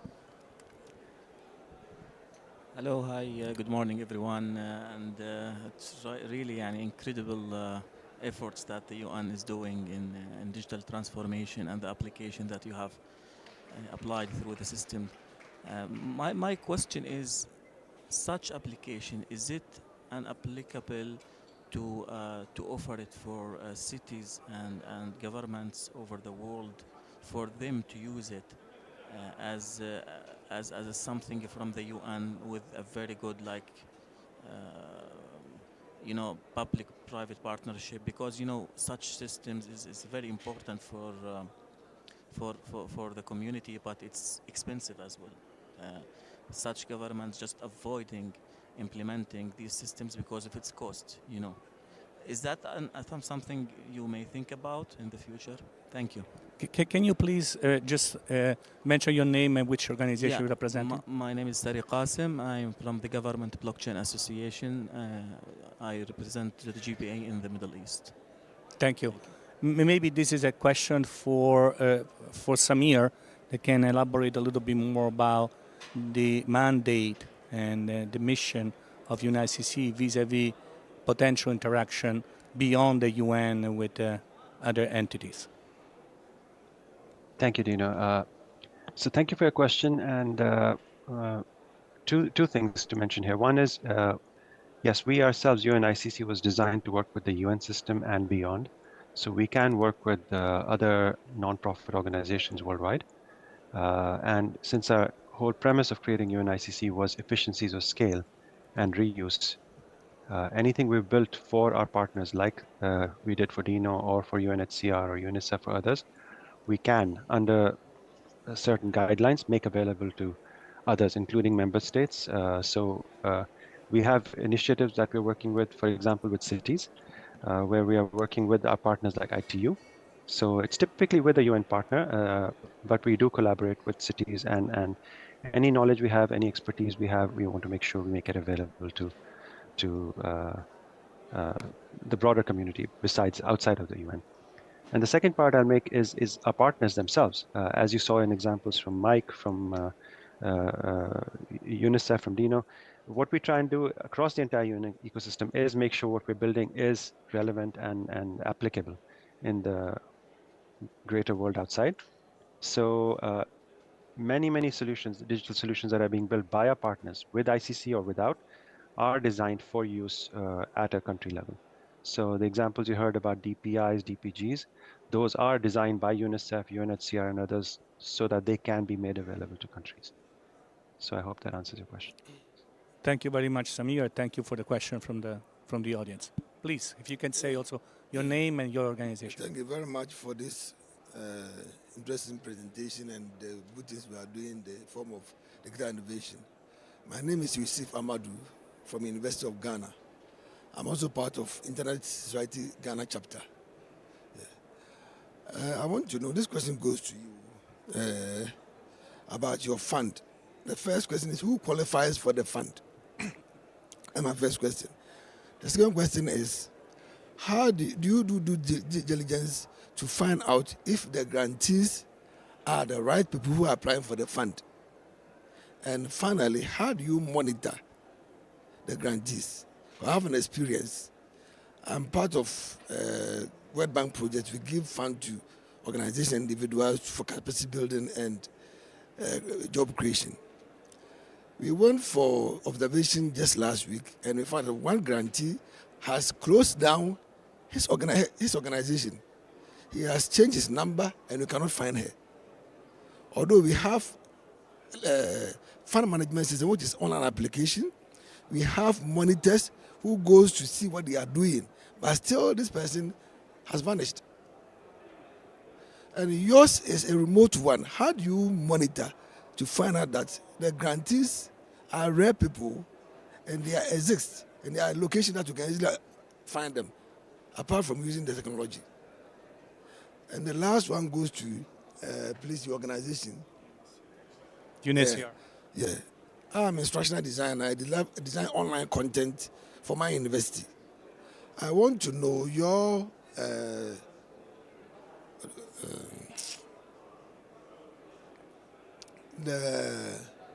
what's their name? Those that you support. The refugees here. The refugee. I didn't hear anything about formal education that you provide them. Do you have a common platform where the refugees can take formal courses for either a basic level, high school level, or university level, as well as professional courses for every refugee across the globe? Do you have something like that? I don't have intention to do that. Thank you very much. Thank you for your question. I'll try to be very brief because there are many details in the process. However, so first and foremost, answer to the first question, who qualifies? As I alluded to, the UN Pension Fund serves 25 organizations. The majority of them are UN entities, so all the UN entities in the system, plus some additional international organizations that, although are not part of the UN system, do meet certain requirements and parameters. And therefore, they submit a request to be accepted into the UN Pension Fund. We have a board that meets regularly every year, and they go through this process and then ultimately decide whether or not they can be included. Second question, how do we vouch? How do we validate? How do we monitor? So someone, in order to become a retiree, had to be a former staff member, which means we have a history that the member organization has to provide to us through data interfaces. So we have two main data interfaces. One is called the financial data interface. The other one is called the human resources data interfaces, through which we collect the entire history on a regular basis of each staff member, so that before they reach the normal retirement age, we get in touch with them and we ask them certain documentation that proves and validates who they are and where they are going to live. The process of the digital identification for proof of life and proof of existence starts with an onboarding process, where I made that distinction before, identification versus authentication. So the first step is to identify who can be admitted into the digital identity solution of the UN Pension Fund. In the onboarding process, we verify. Originally, we wanted to do in person, but that happened exactly through the pandemic. So we had to convert a process to a digital process with a video onboarding process that's conducted by our call center, where we require the person who decides to be onboarded with their national ID. We match their national ID with a document on file, on record, and we confirm, again, we are using the AI also in that instance, that indeed the person on the other side of the camera matches what we have on file. And once we have done that, then we authenticate the person. There is an additional question that usually you did not ask, but it's commonly asked. How do we take into account the aging process? Because unfortunately, we get older. So how do we make sure that the biometric profile? So every time, at least once a year, every time the user utilizes the application, their biometric profile is updated. So we take into account the aging process. I hope I addressed your question. If not, we can take it offline. Thank you. Mike? Great, thank you. And on education, we have quite a vast connected education program with lots of partners. So we don't develop courses ourselves, but we do have lots of partnerships with different universities across the world and online courses like Coursera and LinkedIn, etc.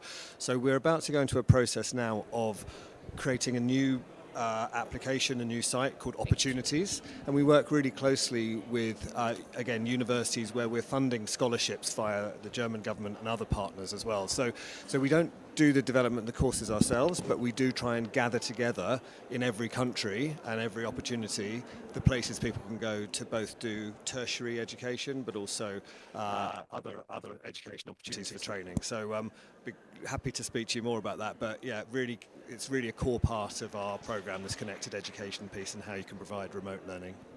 So thanks. And the last question on the right. Thank you very much for the floor. My name is Nancy Marangu. I serve at Chemi Chemi Foundation, an organization in Kenya. My question and concern is about accessibility for persons with disabilities. Do you have like a standardized system for integrating both the young, the middle age and the elderly in terms of information access and opportunity access within the system? Thank you. Is that question directed to pension fund, to UNHCR, UNICEF, all of us? All of you, because disability does not choose, and anyone is a candidate. Thank you. Thank you. But very briefly, maybe I respond for the pension fund. Our demographics, by definition, is a very peculiar type of demographic. As I alluded to in my title, we are dealing with the aging population, so definitely issue with accessibility are taken into account both on our website in the instruction and also in allowing those who have limitation to be assisted by legal guardians. So we allowed also for that. Thank you. Mike? And we've done a lot of work on disability over the last few years. Really looking at auditing all of our applications, because what we want to ensure is that when somebody wants to work for UNHCR, they have the trust and the belief that they can come to a workplace where those applications can be used. From a refugee perspective, 100%, we are working with refugees with disabilities to make sure. But I think your question is wider, which is how can we make sure this happens across the UN? And I think that there is a real potential here for a joint centre of excellence approach on accessibility so that everybody can take the benefit of that. I 100% agree with that priority. Thank you. Thank you, Mike. I don't know whether Fui Meng, would you like to also provide a perspective on UNICEF? Yeah, sounds great. So internal to UNICEF, we take accessibility, very, very seriously. Just most recently, all our websites is actually proven to be accessible. And accessibility is not only just by age, there's also disabilities and things like that. For people that has colorblind, can they actually access the information on our internal system? So that's one angle. The other angle is about children. A lot of children that are having disability and needed better digital accessibility functions in the tools that we provide, a lot of them are not identified. So we are also working on how to make sure that we identify that age group, like children, very more intentionally, so that we can provide interventions digitally to give them, to help them actually learn, to help them, being able to get through the journey better. So two different angles that we're looking at accessibility, and they're both very, very important for our work as well. Thank you for the question. Thank you, Kimeng. And Samir, would you like to also provide the perspective of UNICEF? Yes, please. Thank you. So absolutely, I think as you heard from the other speakers, this is front and center in the work we all do. Overall, across the UN ecosystem, there is a whole group called the DTN, which is the Chief Technology Officers of the entire UN system. They meet on a regular basis, and accessibility guidelines and standardization is a key topic that they discuss at that level. So we want to make sure that everybody is using the same approach. And I can speak for UNICC, all the systems we build, we make sure that we adhere to those UN system-wide guidelines for accessibility. But there are additional guidelines that come into play, for example, human rights guidelines that have been issued by the Secretary General. So we want to make sure that in all of the digital work we do, those human rights guidelines are also taken into consideration, as well as any other gender considerations, etc. And as Dino alluded to in the solution that has been built by the pension fund, which we worked with the pension fund on, we also had to make sure that there is no bias from a regional perspective or a geographical perspective in the solutions we've built. So there are many, many factors to take into consideration here, but absolutely, it's something we're all very conscious of and working on addressing every day. Thank you. Thank you very much, Samir. So we are perfect on time. Thank you very much for your participation. I don't see any question on the chat. So I think that we can thank the active participation of the audience, both in person as well as online. And thanks all my colleagues and friends, speakers, Mike Walton, Huey Mang, and Samir Shawan for participating. Thank you. The recording will be available on the website along with the presentation. Thank you. Thank you very much. Have a good day. Thank you. Bye-bye.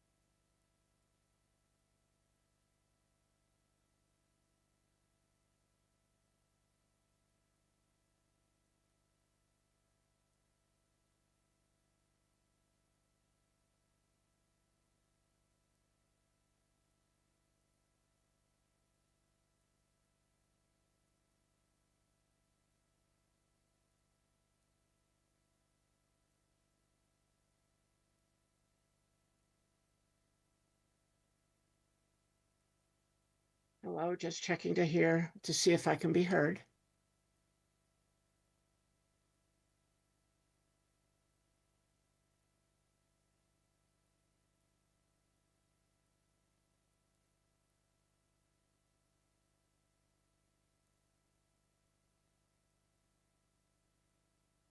Thank you, Muriel.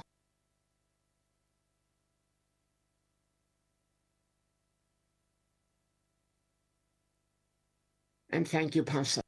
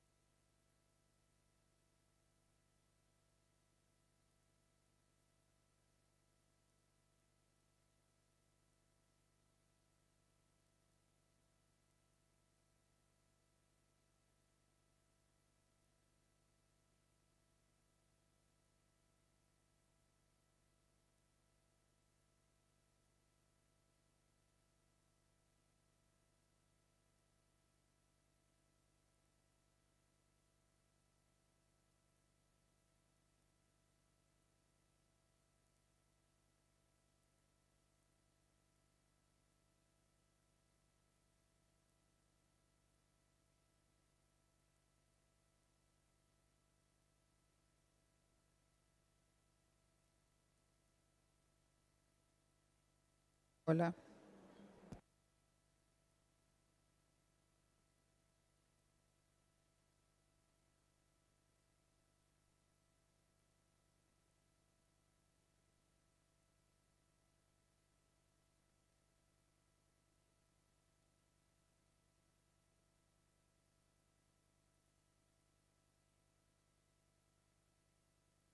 Test. You can? I can't hear myself. I can't hear myself. It's channel 4. Yeah. It's working. I can't hear myself. I can hear. Can you maybe give me another one, please? Sorry? 4.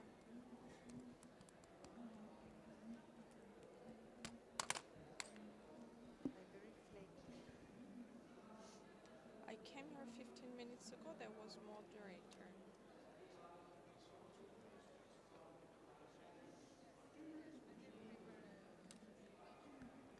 Yes, Tatovic, I believe you are a moderator. I have on-site you and James, if James is there also. Yes. Okay. Can you see us? I can see you. We cannot see you in the screen yet. Yeah, there you are. Yes. Hola. Okay, hi. And yeah, and I'm one of the online moderators with Camila, who, yeah, so are we ready to start, or is it? Yes. Okay, but let's see.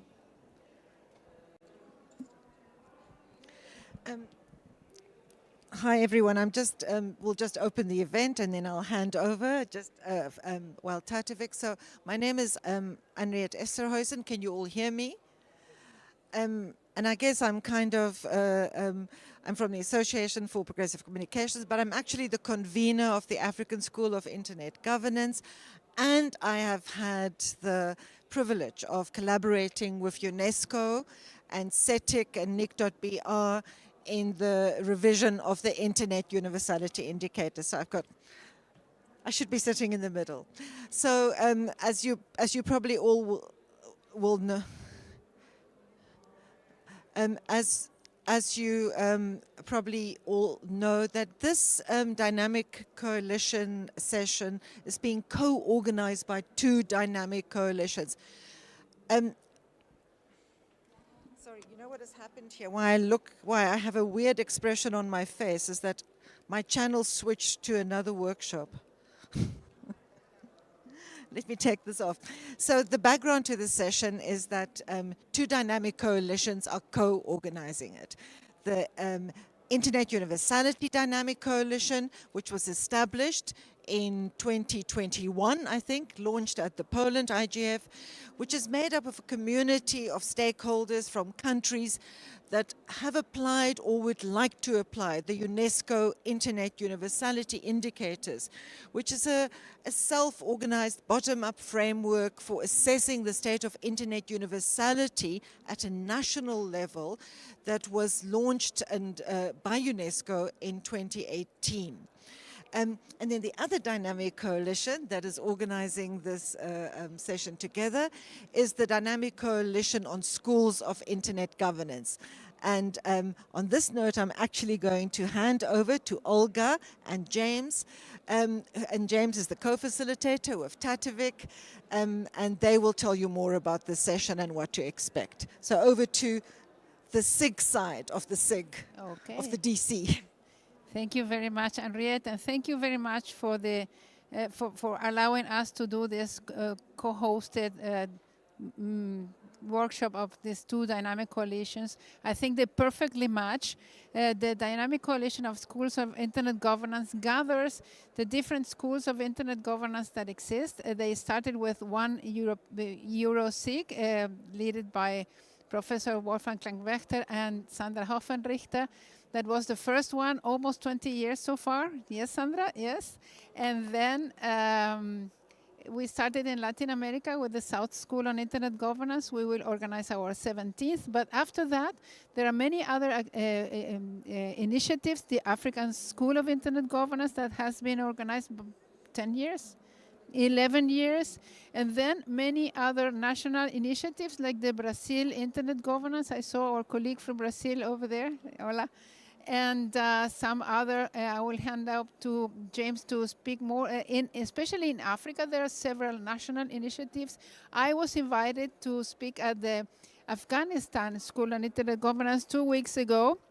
I woke up at 2 a.m. in my home, Buenos Aires, to participate. I was really very honored to be invited to share our experiences. Which is the purpose of the schools, is to train about all aspects related with internet governance and fundamentally open the door to people who are not so much included in this community, explain which are the policy issues, the technical concepts that they must have, and which are the spaces where they can participate, so they can bring home in relation with their own interests what is important to have in mind at the national or regional level.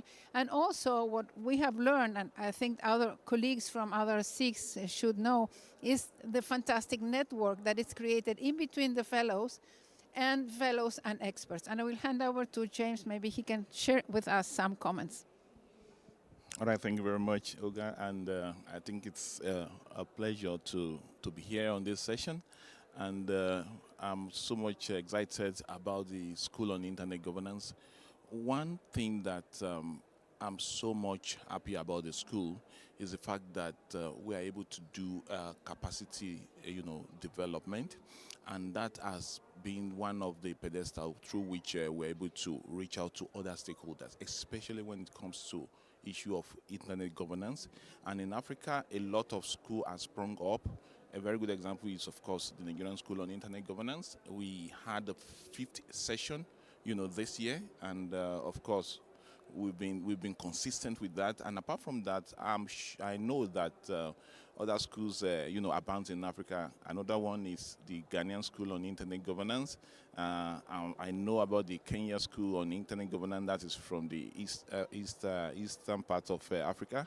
And yesterday, I think my colleague from Niger was also in the annual general meeting, and he shared his experience. That is Niger School on Internet Governance.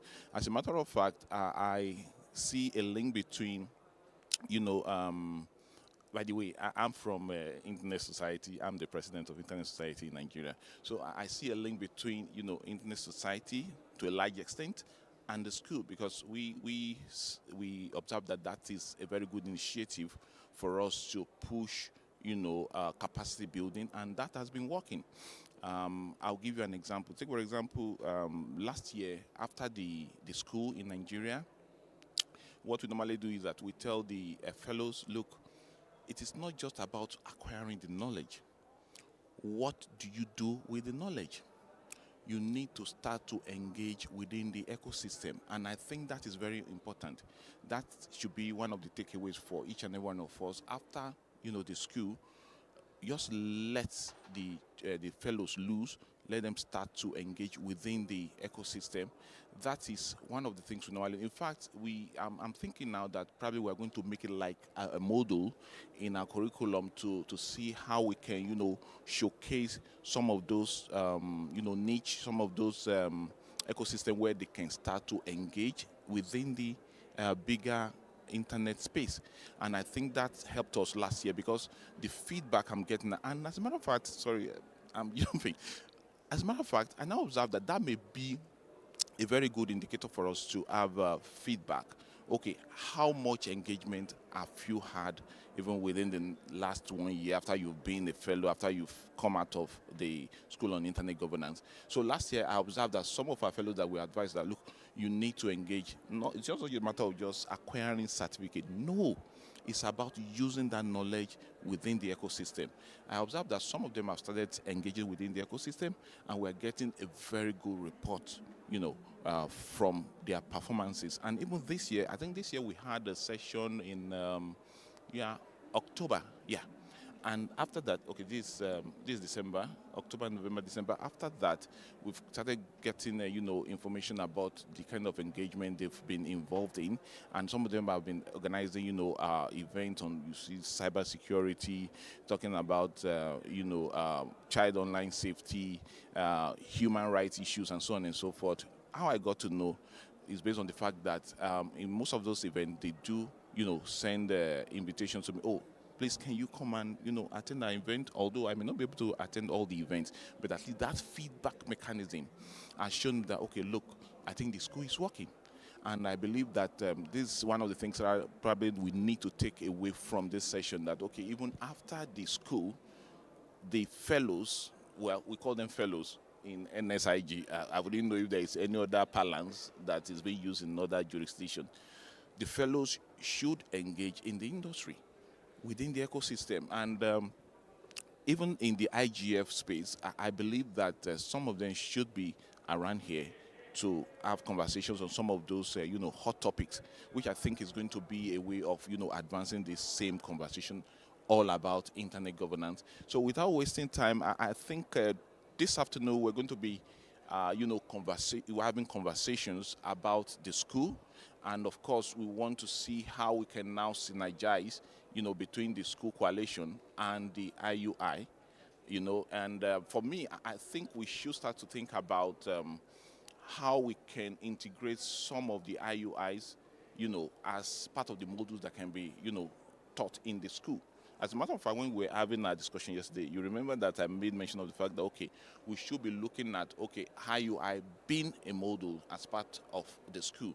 However, since we're trying to look at, okay, there are national schools, there are regional schools, we are thinking there should be some form of handshake, right? So maybe we have like primary modules, right? So, but what I'm not too sure of now is this IUI module that I'm proposing. I don't know probably if it should be part of the primary module, or probably maybe something that we need to take a second look at. Okay, this should be around it. So I think that's some of the things we need to, have conversations on. So let me open the floor, right? I think Tatovic is next. Okay. Yeah, if I may jump in, this is Avri. Yes, just I'm very glad that that the two groups came together. As far as the agenda goes, just to let people know, having done these quick introductions, the first thing was to get a quick introduction to IUI, which Tatovic will go. And then there were basically two discussions planned on the agenda. The first one is to talk about existing teaching experience. So this is something, for example, Henriette has done. Ariunzo, if I've pronounced it correctly, has also done. And then a roundtable of those of you that are there and online, of anyone that has been teaching it or has been looking at it. And then go into looking at curricula and IUI and how we fit that in. And Olga will lead off that discussion with Henriette leading off the one before. And then again going to a roundtable. So at this point, I'd really like to pass it off to Tatovic, and thank you all for the introductions. Thank you all for having come to this joint. I'm really quite excited that it was able to come together. Thank you. Very much, Avri and James and Olga for the introduction, and Avri for the clarification. As Avri mentioned, my name is Tatovic Grigorian and I work for UNESCO. I am leading the UNESCO's activities on Romex IUI, as well as I'm coordinating the dynamic coalition on the Internet Universality Indicators. I'm very happy that we could these two dynamic coalitions could come together to discuss what I see as a further cooperation, or we are cooperating with, working with some schools, including Africa School on Internet Governance. But I wanted to give a quick introduction on the Romex, very quick, because our dynamic coalition is basically based on Internet Universality Romex indicators. We basically provide, including through this dynamic coalition, provide this tool for analysis on Internet development, as well as we use it as a method sort of to foster multi-stakeholder cooperation and discussions and contributions. Very quickly, why do we have this tool? It was following UNESCO's governing body decision endorsement of Internet universality and its 4 principles, which state that the internet should be based on rights, should be open and accessible to all, and nurtured and governed by multi-stakeholder participation. Following the endorsement of these principles, we then created this framework, but then we thought that in addition to these principles, an important issue is the cross-cutting issues that we should consider, such as gender equality, safety and security online, so we did that and added the X category, which stands for cross-cutting issues. So this framework, what is this framework? This framework is a set of indicators based on these principles and thematic areas in each principle, which help the stakeholders that use the framework to assess the development of their internet development at the national level without doing any ranking or any comparison, to see where the gaps are, where the strengths are, and based on this analysis to propose actionable policy recommendations to improve the situation in the country at the national level. And all of this is happening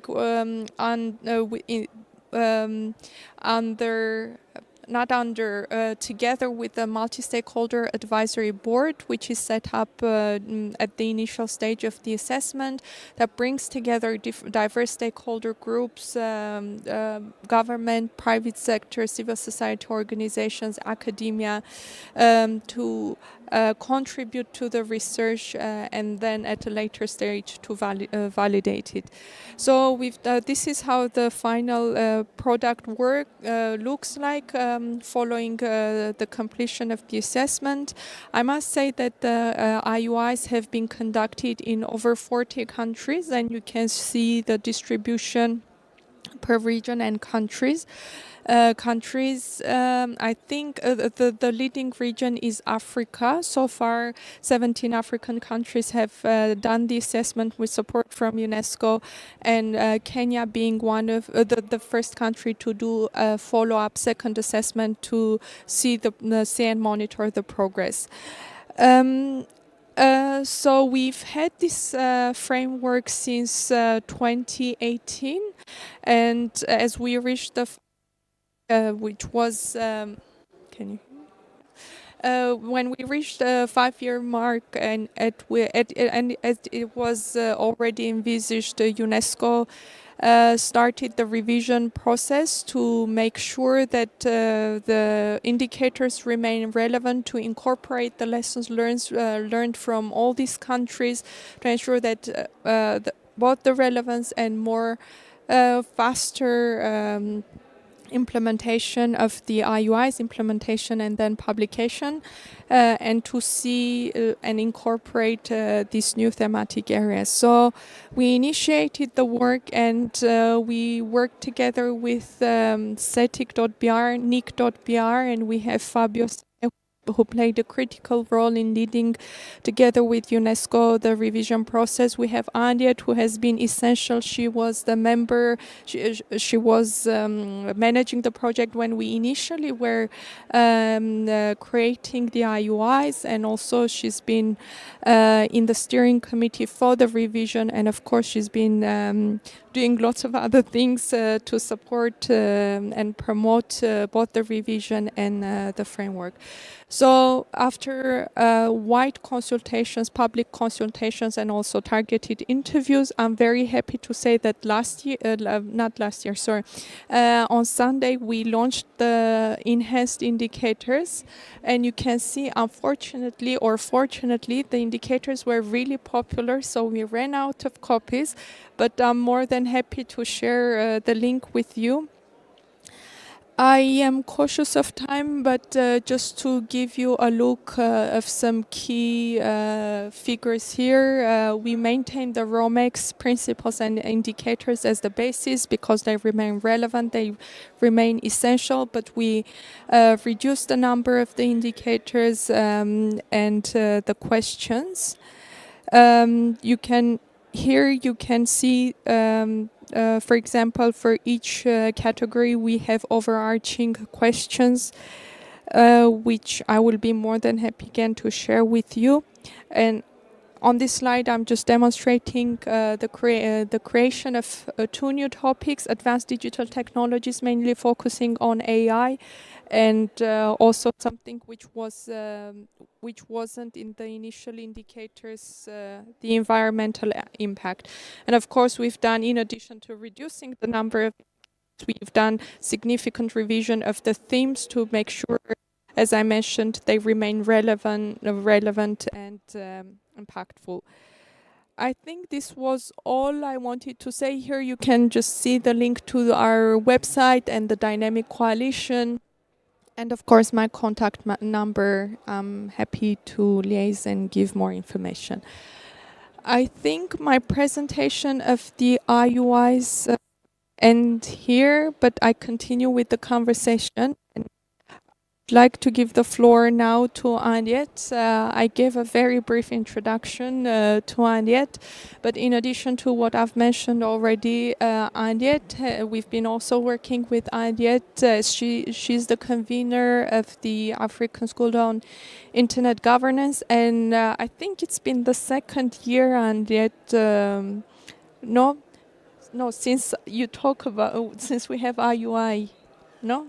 At least it's the 2nd year for me. Just ask me the question. Okay. And I'll answer that question, but ask me the question in the agenda. I think you have the question. I just basically wanted to speak. We had the IUIs in the I'm just trying to stop my presentation, stop sharing. Yes. So the question is, well, I'll answer the question. So the question is how, what have we learned from this, in the case of the African context, and I think we'll have the same question going to Brazil. From having this kind of collaboration between the IUIs and the school. And I think, Tatovic, something that didn't occur to me until right this minute is that, in fact, the collaboration goes back to before the IUIs existed. And I think in that sense, at AfriSIC, we actually are fairly privileged in that way, because when the Rome X, so UNESCO, as Tatovic explained, the indicators are based on these principles of internet universality, which actually emerged from the IGF. And I think that's something UNESCO brought to the Internet Governance Forum in 2013. Initially, that was the first public exposure of the idea of rights, openness, accessibility, and multi-stakeholder being core principles for internet universality. The internet governance community liked the idea, and UNESCO then worked with it, and they convened this huge big event in Paris in 2015, where people from all over the world could participate, a little bit like Net Mondial in 2014. They could submit textual inputs, and they could also participate in the event to take these principles and work with them as a framework for actually collaborative assessment of where are we going with the internet? Are we moving towards more internet universality or less, but at a national level? And because the African School, I think it was in 2015 that UNESCO first used the African School as a platform for sharing these ideas and getting feedback. And I guess that's something that also answers, that question. Why are schools of IG a useful platform for UNESCO in this case, but I think it applies to other people as well. And it's a platform where you get a cross-section. As James was saying, it's a cross-section of people from different stakeholder groups. They are intergenerational. Some are professionals. I see James there. We have a senior government official from Zimbabwe who's an alumni of AfriSIC, and we have people that are starting their careers as well. So it gives you that opportunity, and because it's smaller than a whole IGF, you're able to have, I think, more focused discussion. I think one of the things that then emerged when we developed the indicators was that rights, openness, accessibility, and multi-stakeholder are not enough.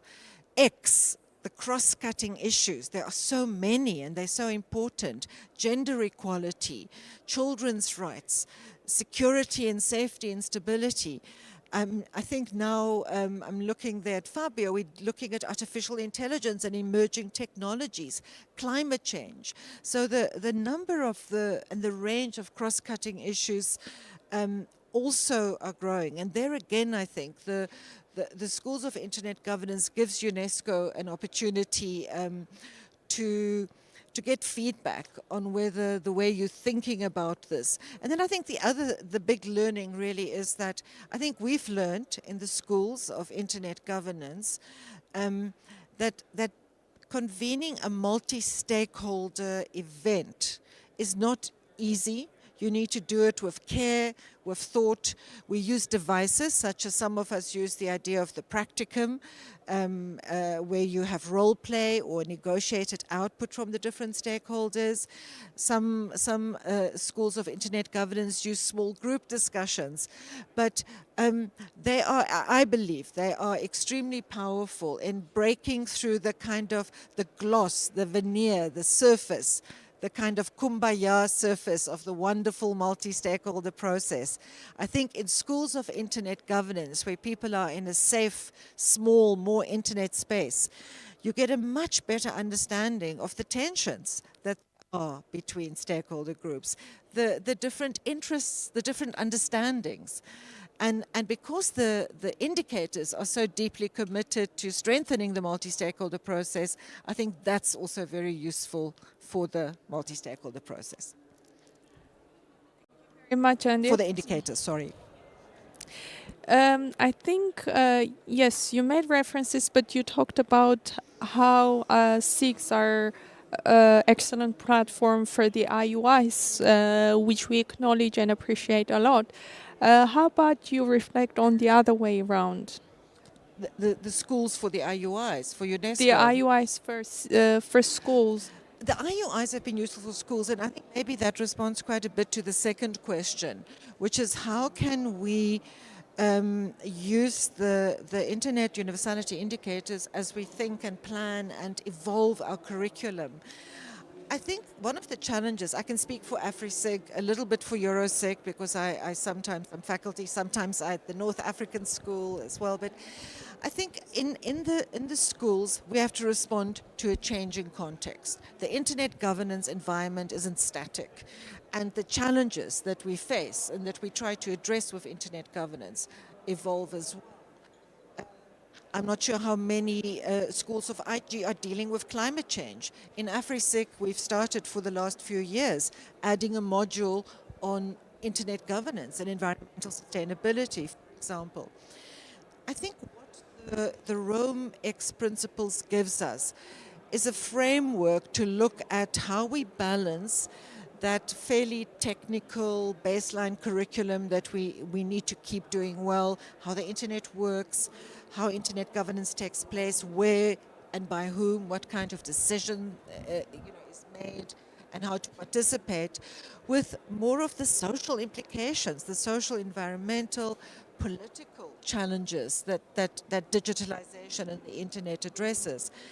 And I think so, I mean, for us in AfriSig, we've always had a very strong focus on digital inclusion and human rights.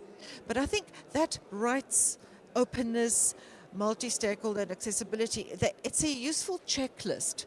You know, for example, if you look at openness, openness involves competition. Competition is trade. I mean, for this year at AfriSig, we focused on the African Union's African Continental Free Trade Area's digital protocol. It's supposed to make it much easier for African businesses to trade across borders and deal with data flows across borders, but in ways that do not violate national sovereignty or security or personal data protection. And I think it's that sort of broad overview of the rights, openness, accessibility, and multi-stakeholder, plus the cross-cutting, that for us has been quite a useful frame of reference. Even if we don't use it always consciously, I think it creates a useful frame of reference for assessing whether your school's curriculum is succeeding in balancing and combining both the more traditional IG topics and the emerging IG topics. It also allows you to localize them, to approach your curriculum in a way that is not imported from somewhere else, but that is relevant to your region and to the people in your school. So for us, that I think has been quite useful, and the partnership with UNESCO has been useful in that respect. Also, just having the UNESCO staff in the room is useful as well. Thank you very much, Andit, and it's very delightful to be in the same room with all these wonderful people from diverse backgrounds. And actually now, thank you for that comprehensive remarks. I wanted to, we talked about the multi-stakeholderism. I wanted to turn to Adyon Zul, who not only has led, who is joining us online, she not only led the IUI assessment in Mongolia, but I wanted her to bring the viewpoint from the NGO. She's working on Adina Equal Opportunity NGO, and I just wanted to ask you, Adyon Zul, to give your experience in an NGO-led efforts to promote digital inclusion and right-based approaches. And I wanted you to reflect, please, on why do you think the promotion of IRAS through the schools of the internet governance could be important for NGOs?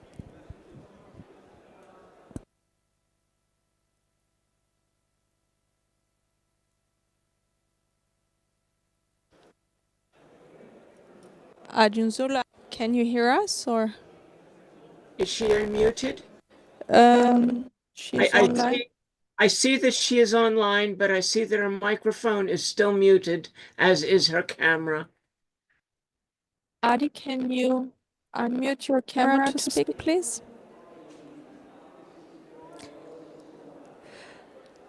Okay, I think perhaps in the interest of time, we could move to the next speaker while she would try perhaps to solve the issue. Yes?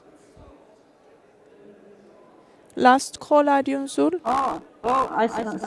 Sorry, I was unmuted and now I think it's working.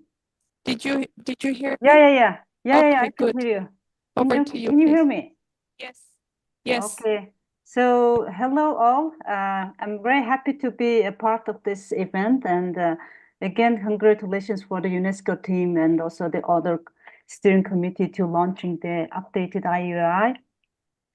And as I led the international national assessment team to conduct IUI in Mongolia first time in 2021, I realized that NGO and especially also the civil society organizations' role to implement and enforce the recommendation from the IUI findings are very crucial because NGOs and civil society organizations have better understanding about their community needs, what works in the field and what doesn't work in a grassroots level compared to the government, right? So in Mongolian case, IUI was led and conducted by the NGO. Therefore, I believe we included more voices from the diverse groups, such as communities who work for the human rights, communities who work with the blind community, NGOs working for the deaf community, and NGOs and civil societies who work also and collaborate with the older communities, as well as we also include the Kazakh community whose first language is not Mongolian. And findings of Mongolian National Assessment of IUI suggested that there were many rooms to improve in all row mix pillars, of course. So we have been promoting the findings throughout our work. For example, together with currently our team, we are creating a website where secondary school teachers can learn about how to work with the children with disabilities, including the children with visual impairment, children with hearing impairment, children with speech impairment, children with autism, or children with ADHD, and so on. So we have also assumed among the teachers who would use our website, they may have also certain impairment which can also restrict their access to use our website. So we co-designed our website with the IT guys and also teachers, and teachers with old age and teachers who with also low digital literacy, as well as persons with disability. And then because the Mongolian IO report displayed that government websites were not really accessible for everyone, especially for the persons with disability and old senior citizens, I would say, we want to show, we want to make our website as a good example for the government agencies and public school principals and teachers, because back in time, back in 2021, we even couldn't find the single website which is accessible for everyone. So with this, our current initiative, we really want to show the best example and also the model for the government officials, especially for the secondary schools, especially during this time, they were using a lot of, the digital training module and the digital training modules, which is not yet accessible for everyone. We changed their mindset and we changed their attitude and we changed the way to work on it. So the website will be launched in, we hope it will be, we will launch it in the mid-January in 2025. And then that website will be also used in the nationwide for all of the secondary school teachers who work with the children with disability and also school principal itself. I hope they will learn from our initiative and the practices to produce and create the open, the online learning platform to be more accessible for everyone. Because if the school, the the resource material is not accessible and not user-friendly for its users, then it's what's the meaning, right? So that's what we want to promote in Mongolia at the moment. And I'm aware of that there's very less time, so that's it from my side. If there is any question, I'm happy to answer. Over to you, Devik. Thank you very much, Adi. I forgot to mention that in addition to her role and her work on the IUS, she also contributed greatly to the revision of the revision of the IUIs. She was a member of the steering committee for the revision. And thank you, Adjunzul, for your great contributions to the revision and the new enhanced indicators. I think I will not ask you the follow-up question, Adjunzul, cautious of time. I will now hand over. Thank you so much. I will hand over. Jumping in again. I'm not sure that we're that short on time. Correct me, but this is a 90-minute session, I believe. And so there is some time. Everybody keeps worrying about time, but I just want to make sure that we're okay on time, and we're only about halfway through at this point. If According, we were supposed to finish at 1. IUI was supposed to finish at 1:45. So I think everyone is desperate for the IGF to end because it's the last day and we're all exhausted. Oh, okay, fine. If it's self-generated, I just wanted to make sure we're feeling limited by the schedule. I'll hand over. Okay. What? There's a question. There's a question, please.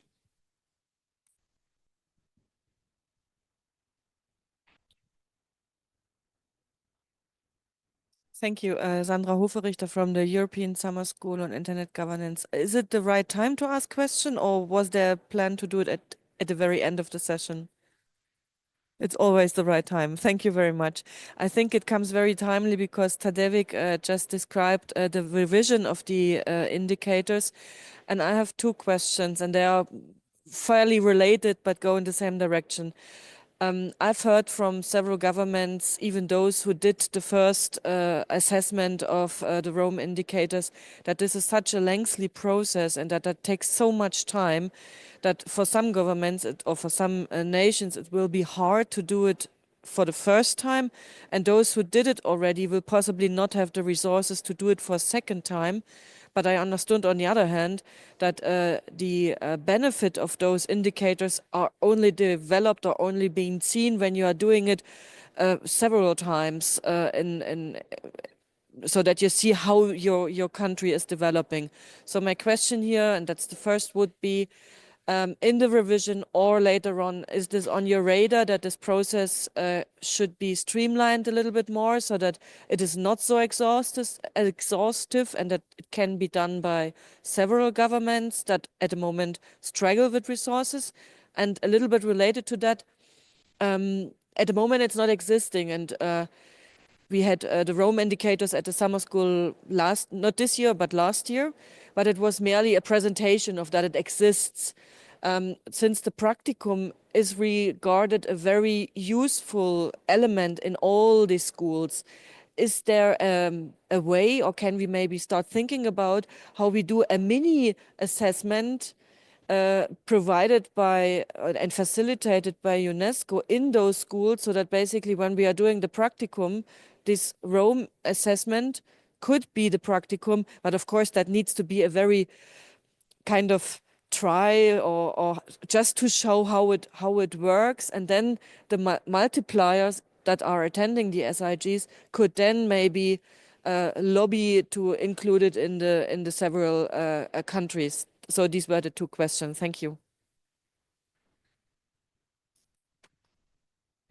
Thanks, Sandra, for these questions. I think Adiet really wants to answer the second question, and Adiet really wants Fabio to answer the first question. So I won't monopolize it.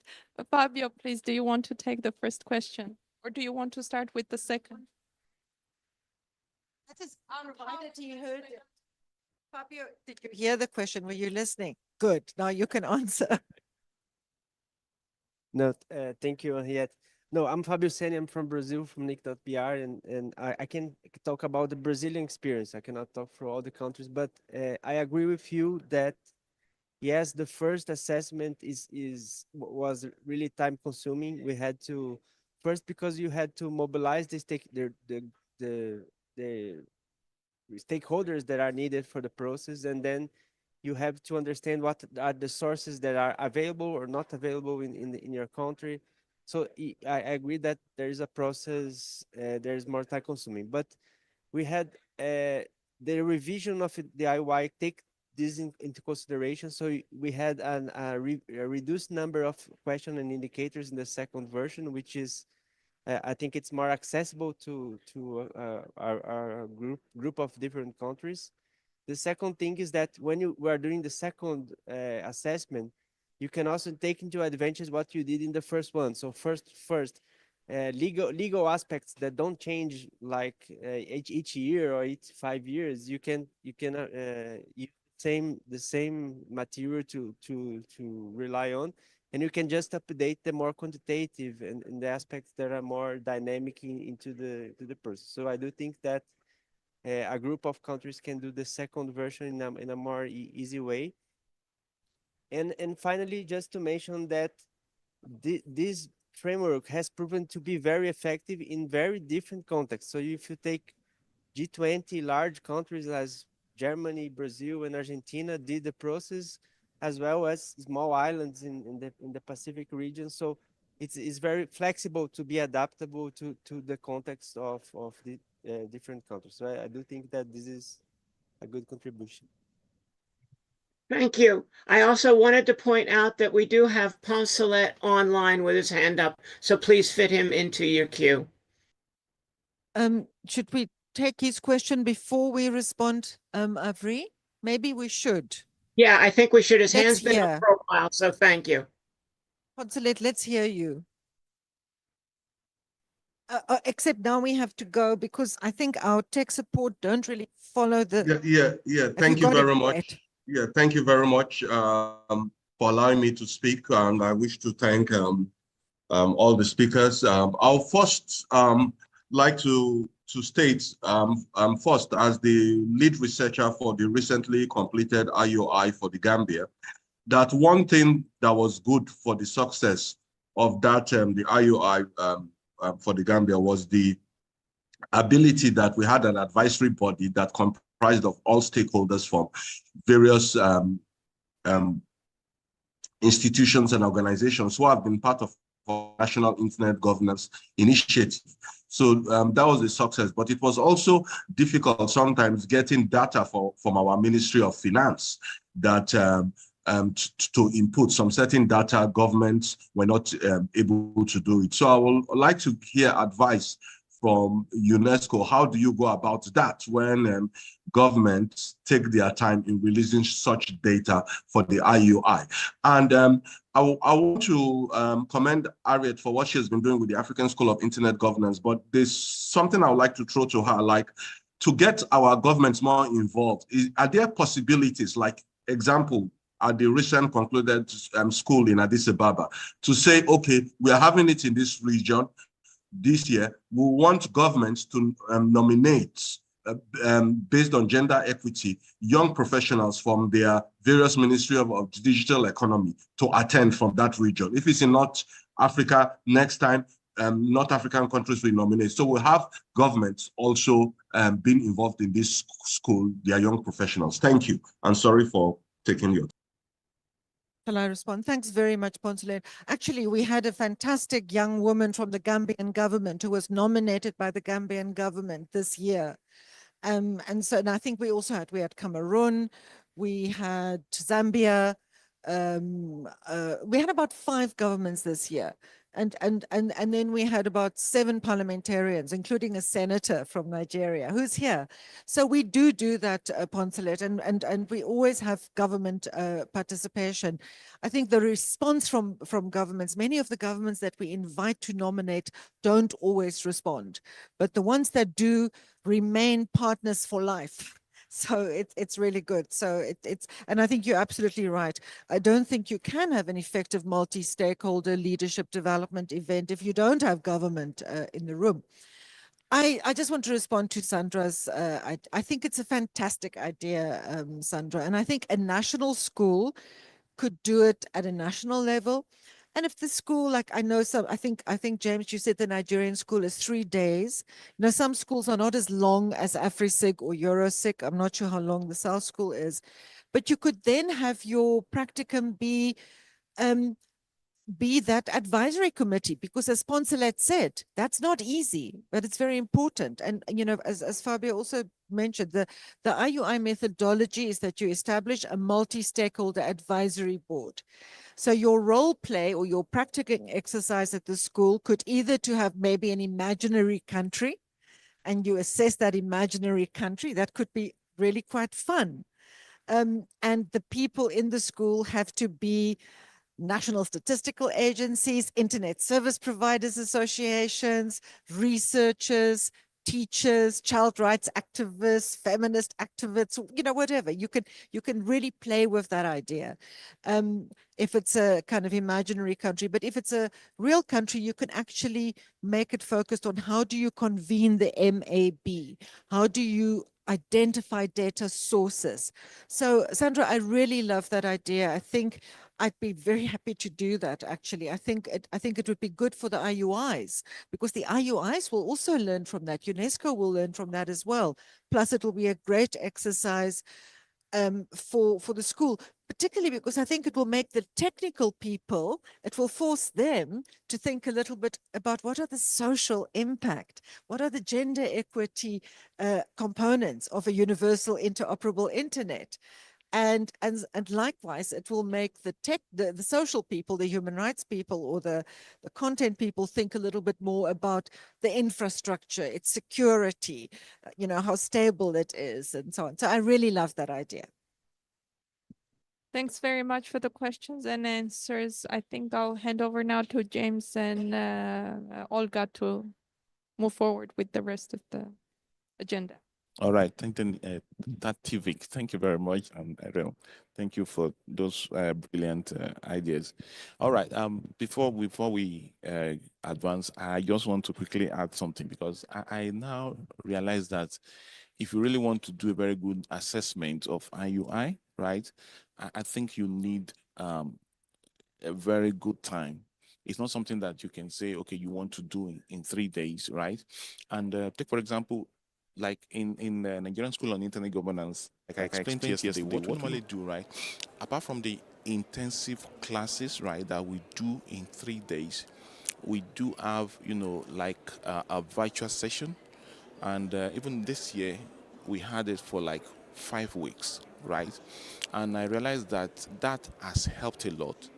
Why? Because we're able to organize something like, we call it colloquium, right?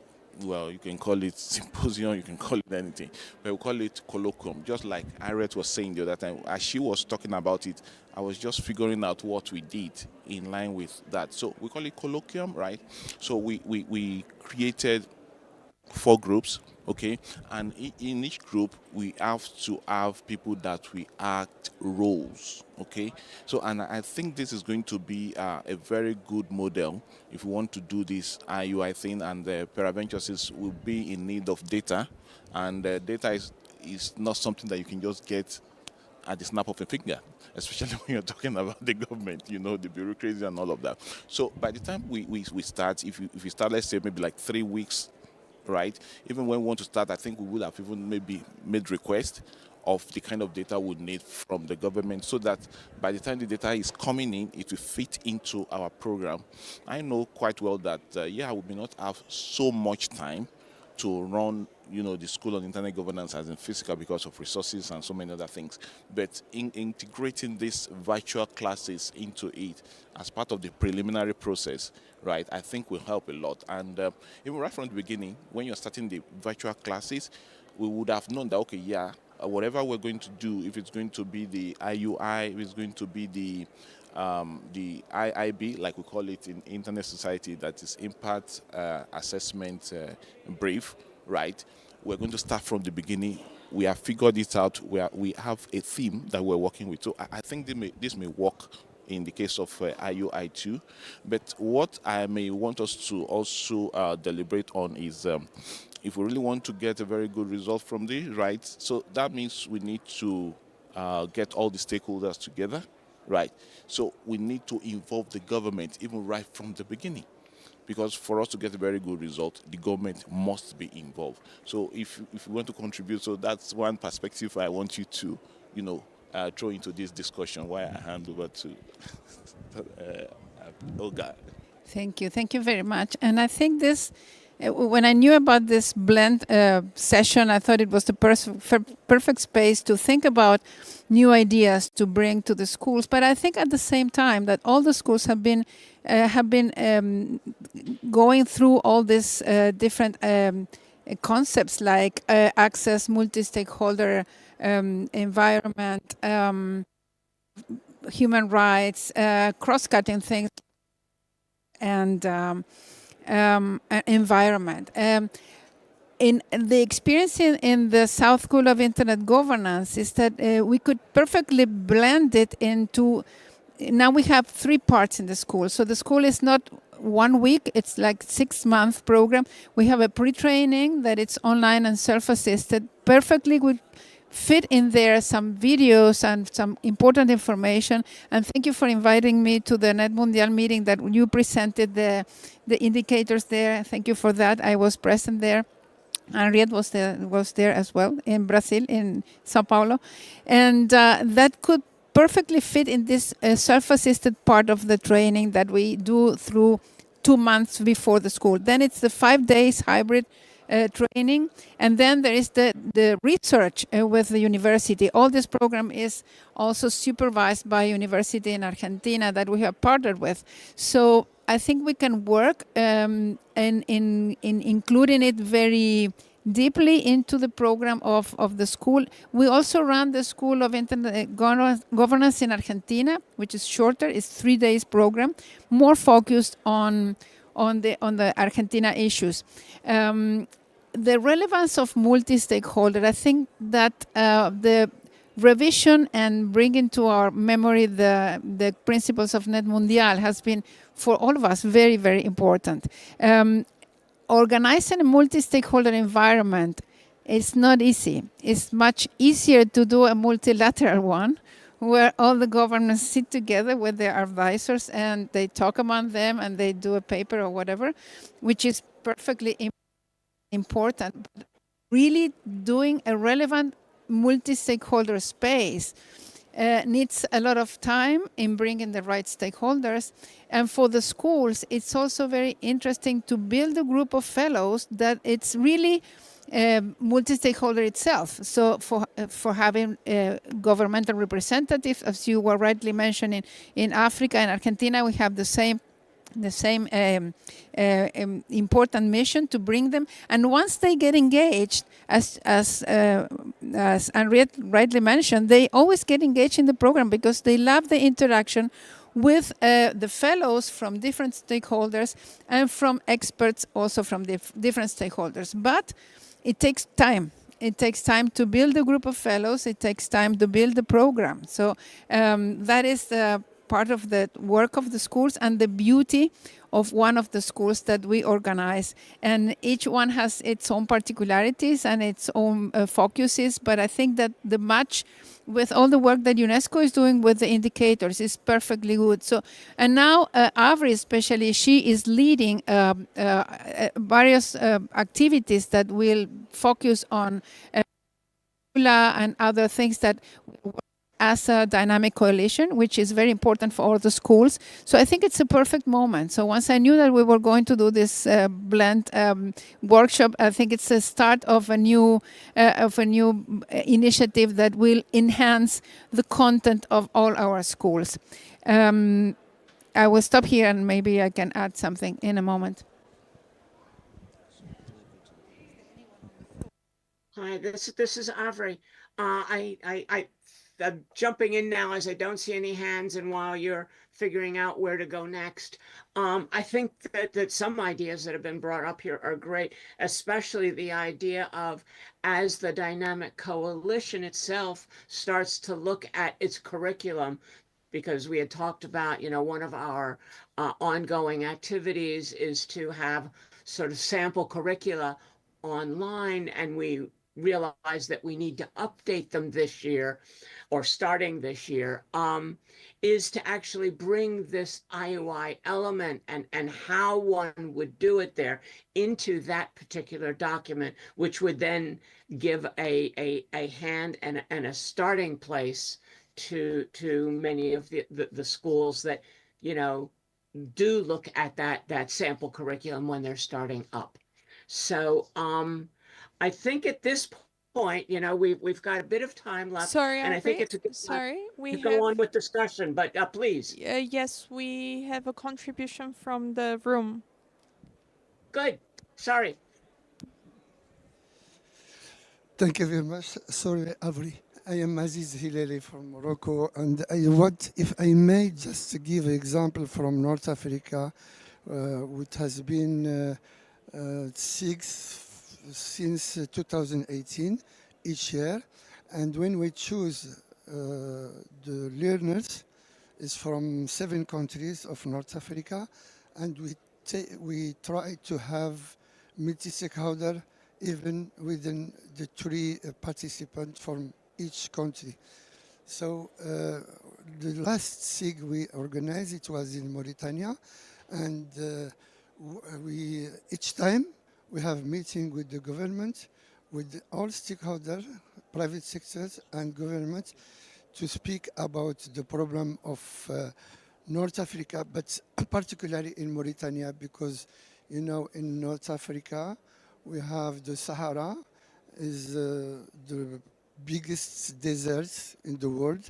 It's take, I think, 30% from the Africa, and we try to have some. So if I have a question for the panel, is how this IUI indicator to work with the global group and improve connectivity in undeserved area like the Sahara that I have said, because you have communities isolated and lack of telecommunication infrastructure. Thank you. So sorry, I think Tatifik, you still have work to do here, because I think the question is actually directed to you. And for you to just expatiate on that more, I think we also need to talk about, we want to integrate IUI into the SIG module, right, or curriculum. I beg your pardon. So what do you think we should do? Because now IUI is a new concept, right, which is just coming up. And it's been around, right, but it's new to the SIG. That's what I mean when I say it's new in the sense that we are just integrating it into SIG. I guess I know that Aret has worked with that before, maybe the first time, and probably maybe she'll be going for the second one now, right? But like in some of the national schools, I'm sure we've not done that.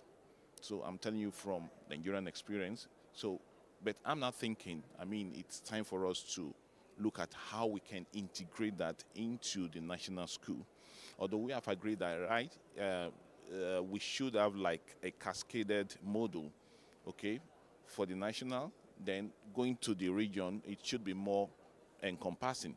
But then you know that even if you want to carry out IUI, it's still going to be at the national level. So I think the SIG at the national level should be involved too, in the sense that, okay, we need to let people be aware of what is going on. That is one.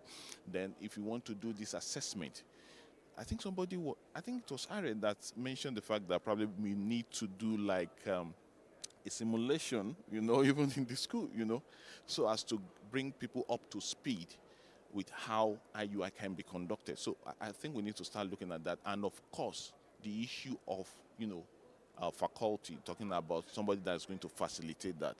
Of course, if you say I should go and facilitate something on IUI now, I have to start reading and reading. But for somebody like you, you've already been part of the system, you know so much about it. So what would be your advice in terms of getting faculty, to facilitate that? Yeah. So sorry, did you want me to be very quick? I wanted to respond sorry, so just a quick response first that's a very good question, James, but just to Aziz. Aziz, I think your question is how do the IUIs actually help us deal with some of the basic problems? Such as the lack of connectivity. I mean, and that's an IUI question, not necessarily a SIG question. And I think the idea of the IUIs is that once the national assessment has been made, that it comes up with recommendations and that there are actions that are identified to be addressed. But it does then remain up to the country to decide how to do that.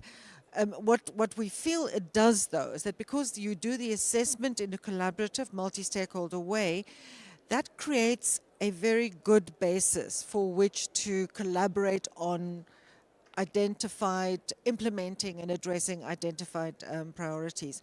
And James, just in response to your question, I think it's a really good question. I think Sanda made the brilliant suggestion that we can do simulations. I think you are pointing out that if we want to do them well, we need the people who can do them well. And maybe this is something that can come out of this recommendation, some form of guideline on how that can be done. I think the one thing, though, I would caution is to separate simulation from real assessments. Assessments are also political. They are political at a national level. It's not always easy, as Poncelet also said, to get agreement, to get the data.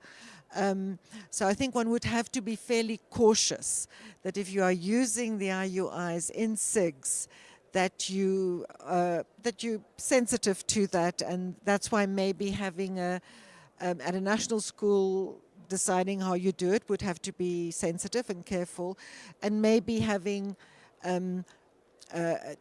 made up imaginary countries might in fact sometimes work better, still serve the same pedagogic purpose, but I do think one would have to be careful that you don't unintentionally undermine the opportunity to do an actual national assessment because you've used it in a school and somehow it has raised concerns. Sorry, that just occurred to me while you were talking. I just wanted to add about people who don't know about the IUIs and would be willing to do the IUIs. Just to let you know that this IUI framework, it contains a very detailed step-by-step guidelines on how to implement the indicators. But UNESCO's support doesn't stop by just providing the guidelines.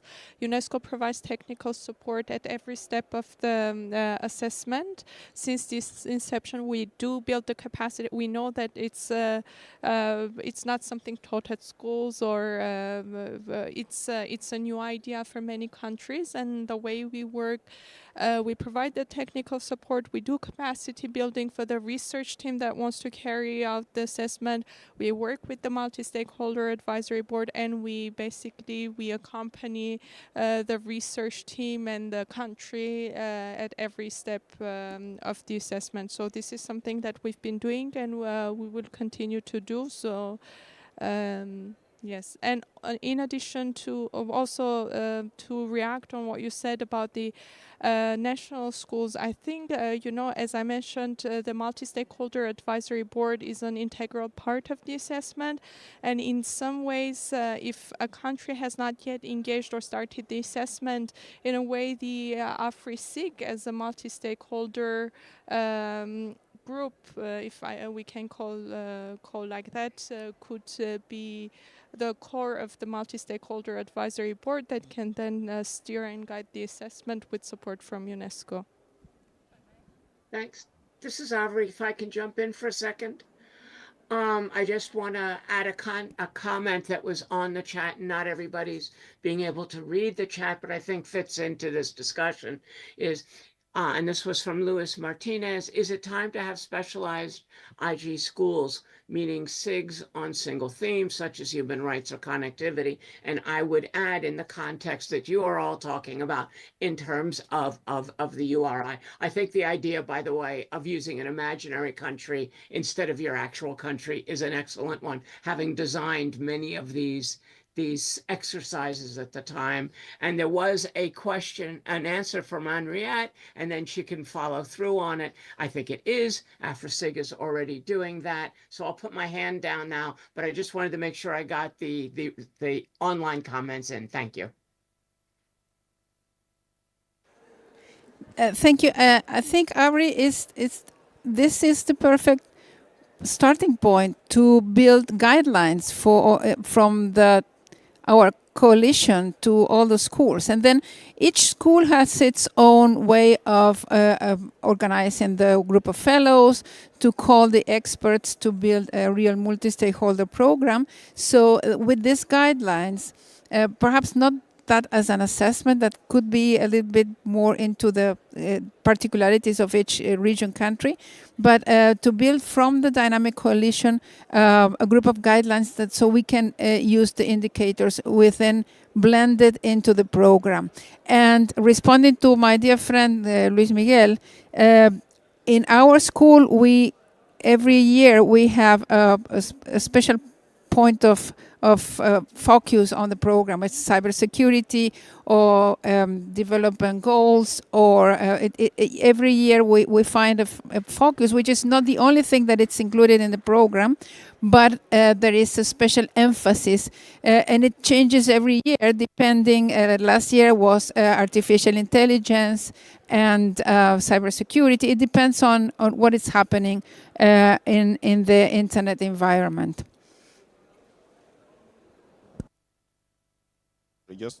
Just to add one point and to confirm what Olga said, so I think that's the right way to go in terms of, for every session of the school you're going to have, there should be a focal theme, a thematic area that you want to focus on. However, of course, you are still going to deal with other modules that are relevant to the school, but there should be a focus, and the focus will be what you will be building your output document on, be it a policy brief, be it internet assessment brief, be it the IUI like this one we're talking about. So I think that is very important. But for me, the issue of having specialized school on internet governance, well, I think, well, I don't know how that is going to work out. Why I'm saying that is because now we're talking about having something like a syllabus, right? Something that can work for all schools, which would be like, okay, first, there must be these fundamental modules that you need to take, right, before you now talk about where you're focusing on based on your environment or based on those hot topics that are coming up within your environment. So I think we should focus more on that for now, right? Because that will help, this coalition. Thank you very much. And I don't know if anybody wants to make an... Okay, Avery? No, there was a question in the audience. Okay, yes.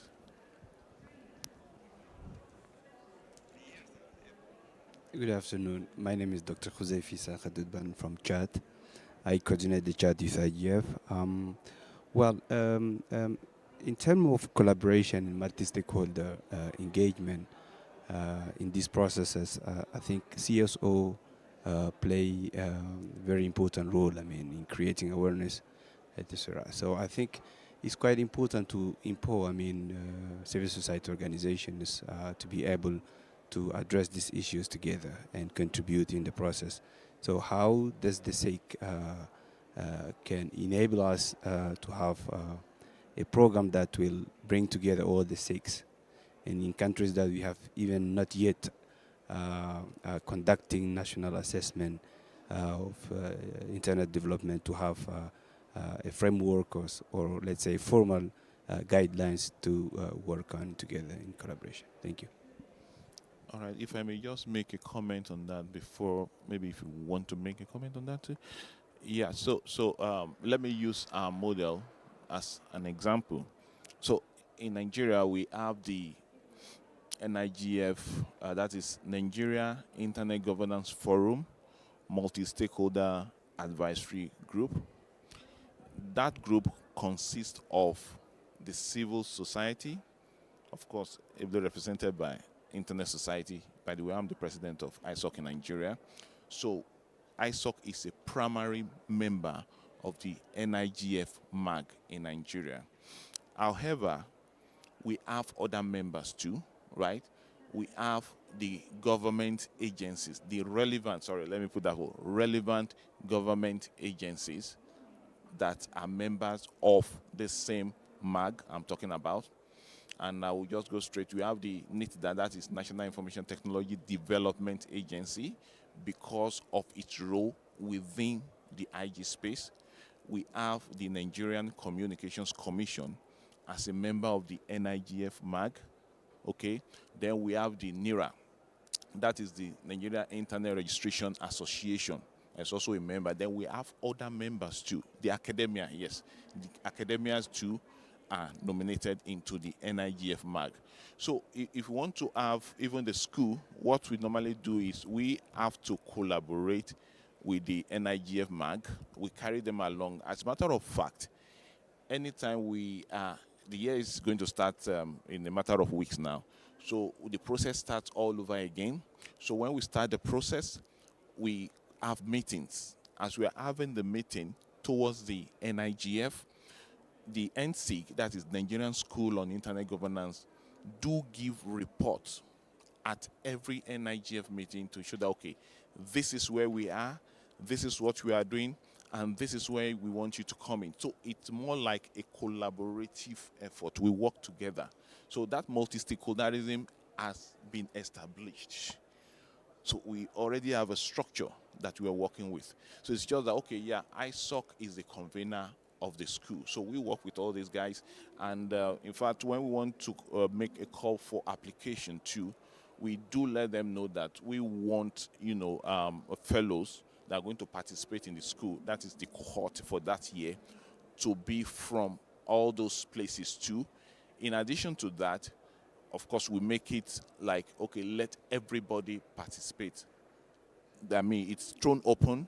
The youth, especially the youth and the aged ones. Interestingly, this year, when we finish the school, we have one very old man in the school.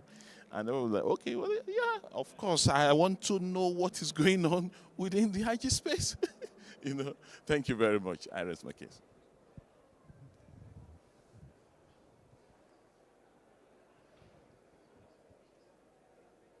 Do we have? I don't seem to have any hands up on the online space. With 10 minutes left, perhaps people want to take a little chance to sum up and such. I have been working since we have to have almost already contributed our takeaways and our calls to action. I've been trying to pick those up as you all spoke. But please, as I say, I don't have any online requests to speak, but you've got a few minutes left to do any summing up and such that you would like.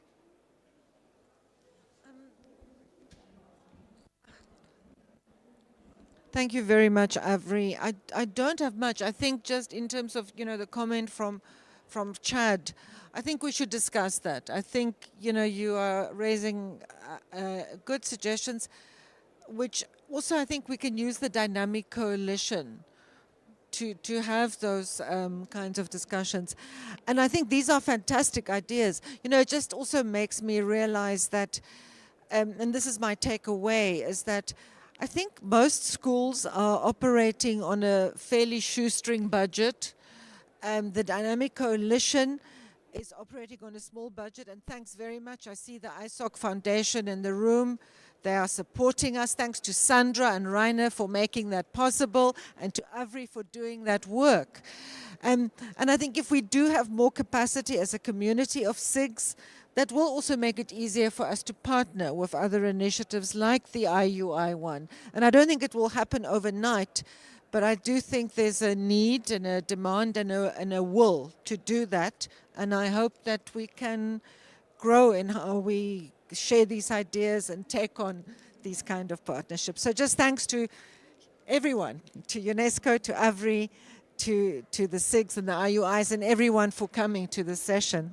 Over to you. This session will be recorded and also will be available for the schools that were not participating today and were not on here on the IGF or online. So it's a reference. Just we from our school, regional and national, we offer our help in sharing experiences, and I think that the coalition is the perfect space for work together with the other coalition and build upon all the work that AVRI is doing in framing all these indicators into our curricula and our activities. So feel free to contact us, even though if you are not in this room virtually or on site, and if you look at this recording afterwards. And thank you all and thank you, Avery, for being there.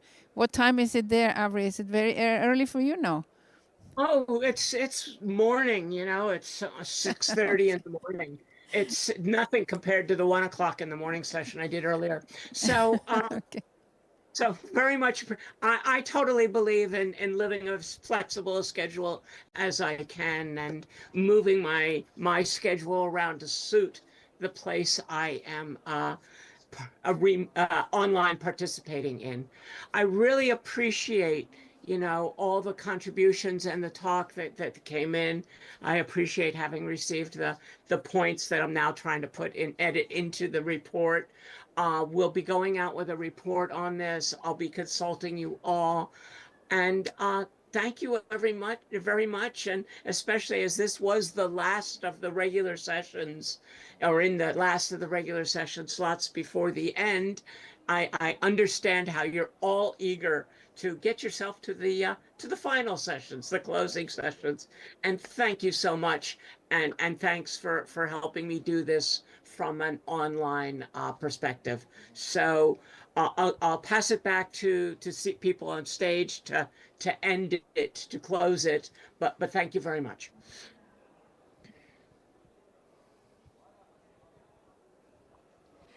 Thank you very much. I don't have much to add. I just need to say that I really enjoyed this discussion and the concrete suggestions that came out of this discussion, and we're willing and ready to continue the cooperation from UNESCO on the IUIs with the SIGs.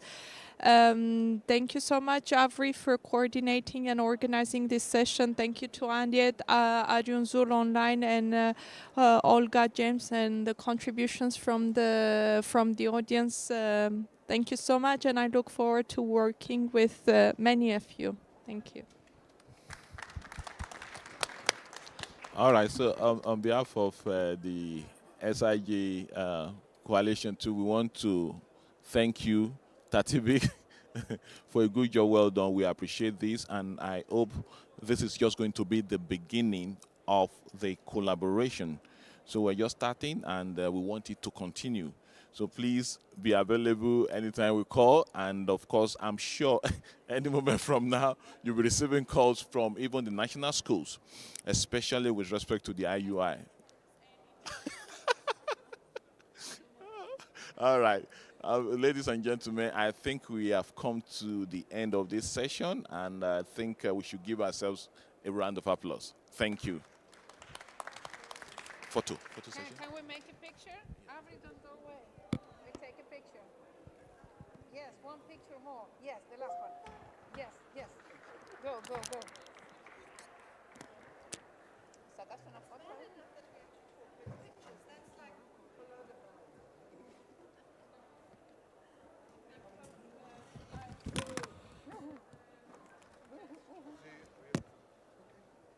Que se vea Avri. I wasn't on this panel.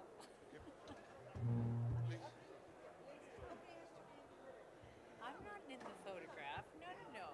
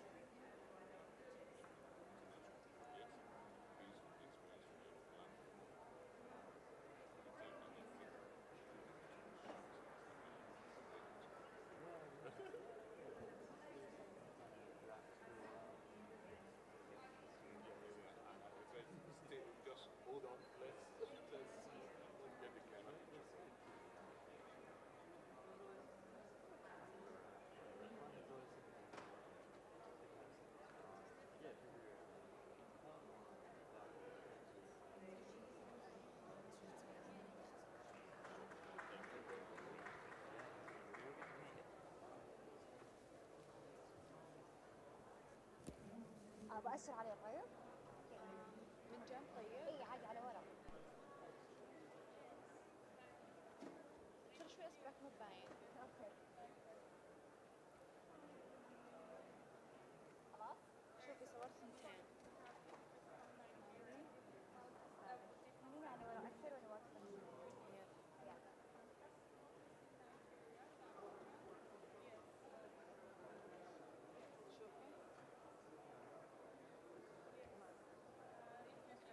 شكرا ودي أصور هنا هيك. يلا يلا هنا وأنا واقفة عادي.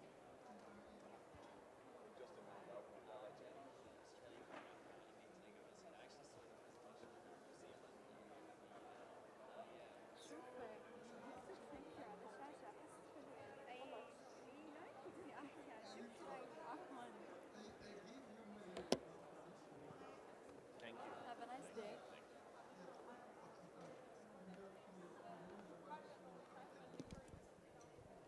ودي وانا رافعه ايدي تحقين عادي؟ ليش رافعه؟ كذا. يلا اوكي. يلا.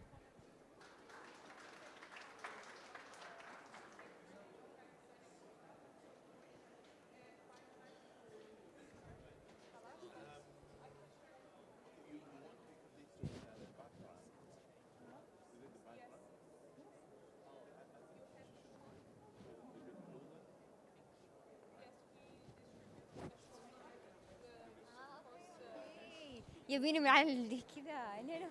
ثانك يو. يلا يلا كذا.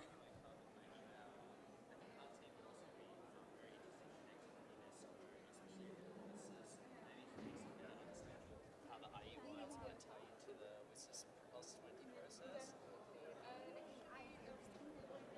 شوفي ترى اللي كان مكان اي صادقه. حسابها حلوين عادي مو باين. اي عفويه. بس هو متحمس يعني. ايه كيوت. ثانك يو. ما ادري اسمه بس انه ثانك يو.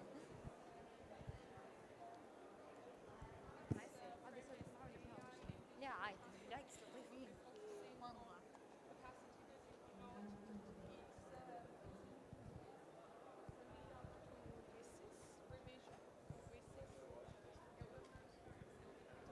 But I think it's so nice. This weird.